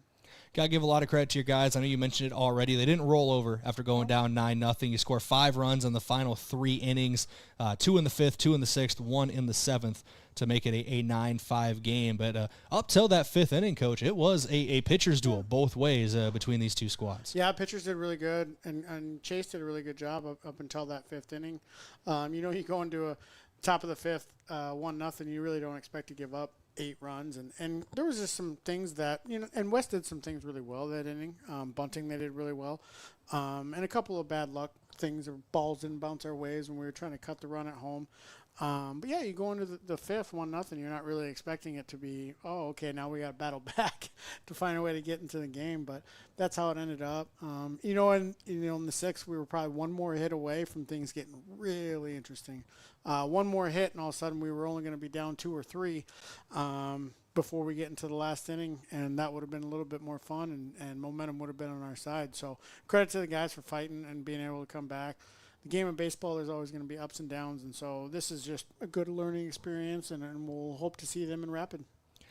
Talking about the pitching staff here today, Brennan Gilmore, I know he's had limited innings back to the spring season. I believe this is his first appearance in the Legion season, but I thought he pitched well in relief, really keeping things mellow and keeping Sioux Falls West off the scoreboard for you guys for the last couple. Yeah, Brendan did a good job. He came in and did exactly what we needed him to do, just kind of settle us down a little bit. He threw strikes. Gavin threw a guy out at second, a couple guys actually. So that helps, and we were able to claw our way back into the game. So it's great to see the fight from those guys. It's great to see Brendan come in and pitch and throw strikes, and continuing to have good at bats throughout the game. I know when you look at the scoreboard, it's 9-5. You don't always think about defense right away, but Gavin Johnson was one of the guys defensively I wanted to talk about. Had those 2 throwdowns to second base where he got a couple guys trying to steal, and I thought, especially in the first 4 innings, it felt like every ball was going to Beck Reichen, and he was making plays over at shortstop. Yeah, like I said, man, it was a weird game, right? You get into the 5th, and that's what it was, and we're playing well defensively, and then things kind of, didn't go our way. So it ended up being a weird game. I don't know if I've been a part of that in a while. In Yankton, we don't traditionally give up 8 runs in an inning, and so I guess it's something that we'll have to figure out and fight through in the future if it happens. But if it does happen in the future, I know at least that we're ready and we're able to continue to have good at-bats and come back. But, yeah, the first 5 innings were really good. We just kind of fell apart there in the 5th. And looking ahead for you guys, I don't want to say back to normalcy because Legion Baseball, you do play a lot of these classics throughout the season, but another league game on Thursday, a league doubleheader, I believe up in Brookings for you guys, if I'm correct. And what are you expecting up there with the Post 74 Bandits in that matchup with Brookings? Brookings has gotten pretty good. I think back to what year are we now? 2026. One of them. 2 years ago when Goki and Johnson and Beck, Bestie and those guys were sophomores, they're essentially having our season. They have a lot of sophomores that are playing, that played in spring ball, and now they're maturing and playing more baseball and now playing in the summer, and they're a pretty good baseball team right now because those guys are playing more varsity Legion innings. So I think they're going to be a tough team to play. They're coached well, and I think they're going to be playing pretty well. So we'll have our hands full. We just need to go back to playing the way that we play the game of baseball. I know that things might shake up today with results around the state, not only here with games against Sioux Falls East and Sioux Falls West going 1-1 today, but as it stands heading into this morning, that'd be a battle of number 1 against number 4 in the Legion standings right now between you guys and Brookings at the last update. So should be a great game, great set of games on Thursday for you guys. Good luck up there against Brookings, and safe trip up there as well. Appreciate it. Thank you. Big thank you as well for coming up and talking today, as going 1-1 against Sioux Falls Post 15 East and West as head coach Drew Lawrence at your post-game coach interview from Rhonda West on State Farm Insurance. Going to take a quick break, come back in 60 seconds, and wrap things up here from Riverside Field. Clean, inspect, test, repeat. That sums up a Comfort Care Club membership at Larry's Heating and Cooling. In the spring and fall, Larry's will come to your home to clean, inspect, and test your heating or cooling system. And also, as a member of Larry's Comfort Care Club, you get discounts on parts and labor, priority service scheduling, and no overtime charges. Clean, inspect, and test. Repeat. The Comfort Care Club from Larry's Heating and Cooling, Yankton and Vermilion. At Elwood Family Dental Care, they believe you should understand your dental health. not just receive it. They'll show you your x-rays and photos, explain the why behind any treatment, and make sure you feel confident about your care. And if you have dental insurance, it's a good time to use it. New patient exams and x-rays are often covered at 100%. Learn more at elwoodfamilydentalcare.com, where they take care of the entire family.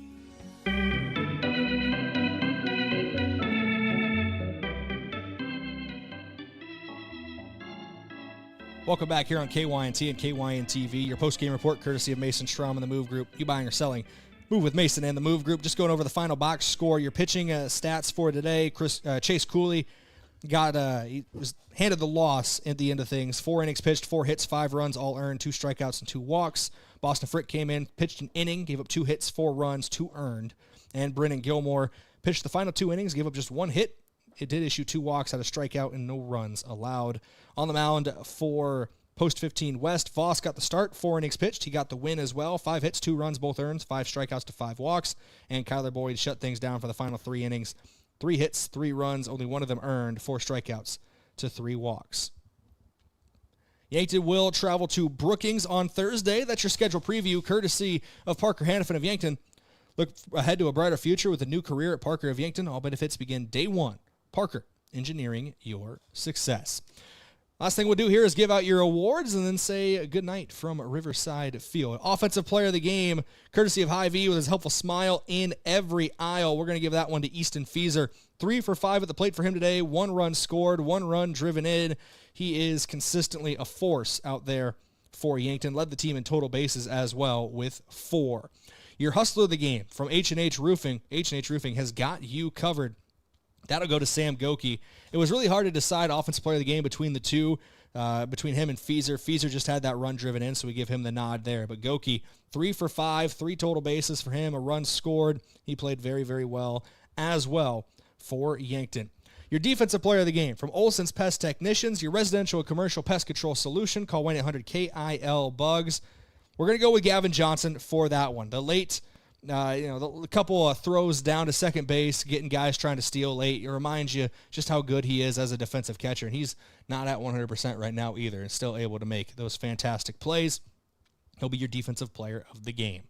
Schedule preview, we already talked about. Brookings on Thursday for Yankton. They travel up to take on Post 74.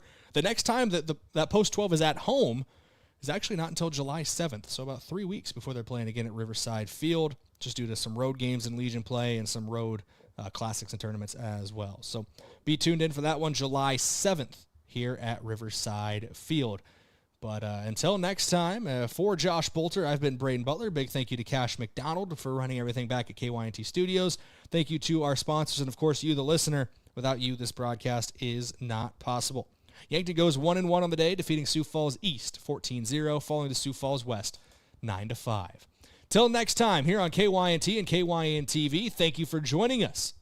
Stay safe. Be good people. Have a great rest of your night.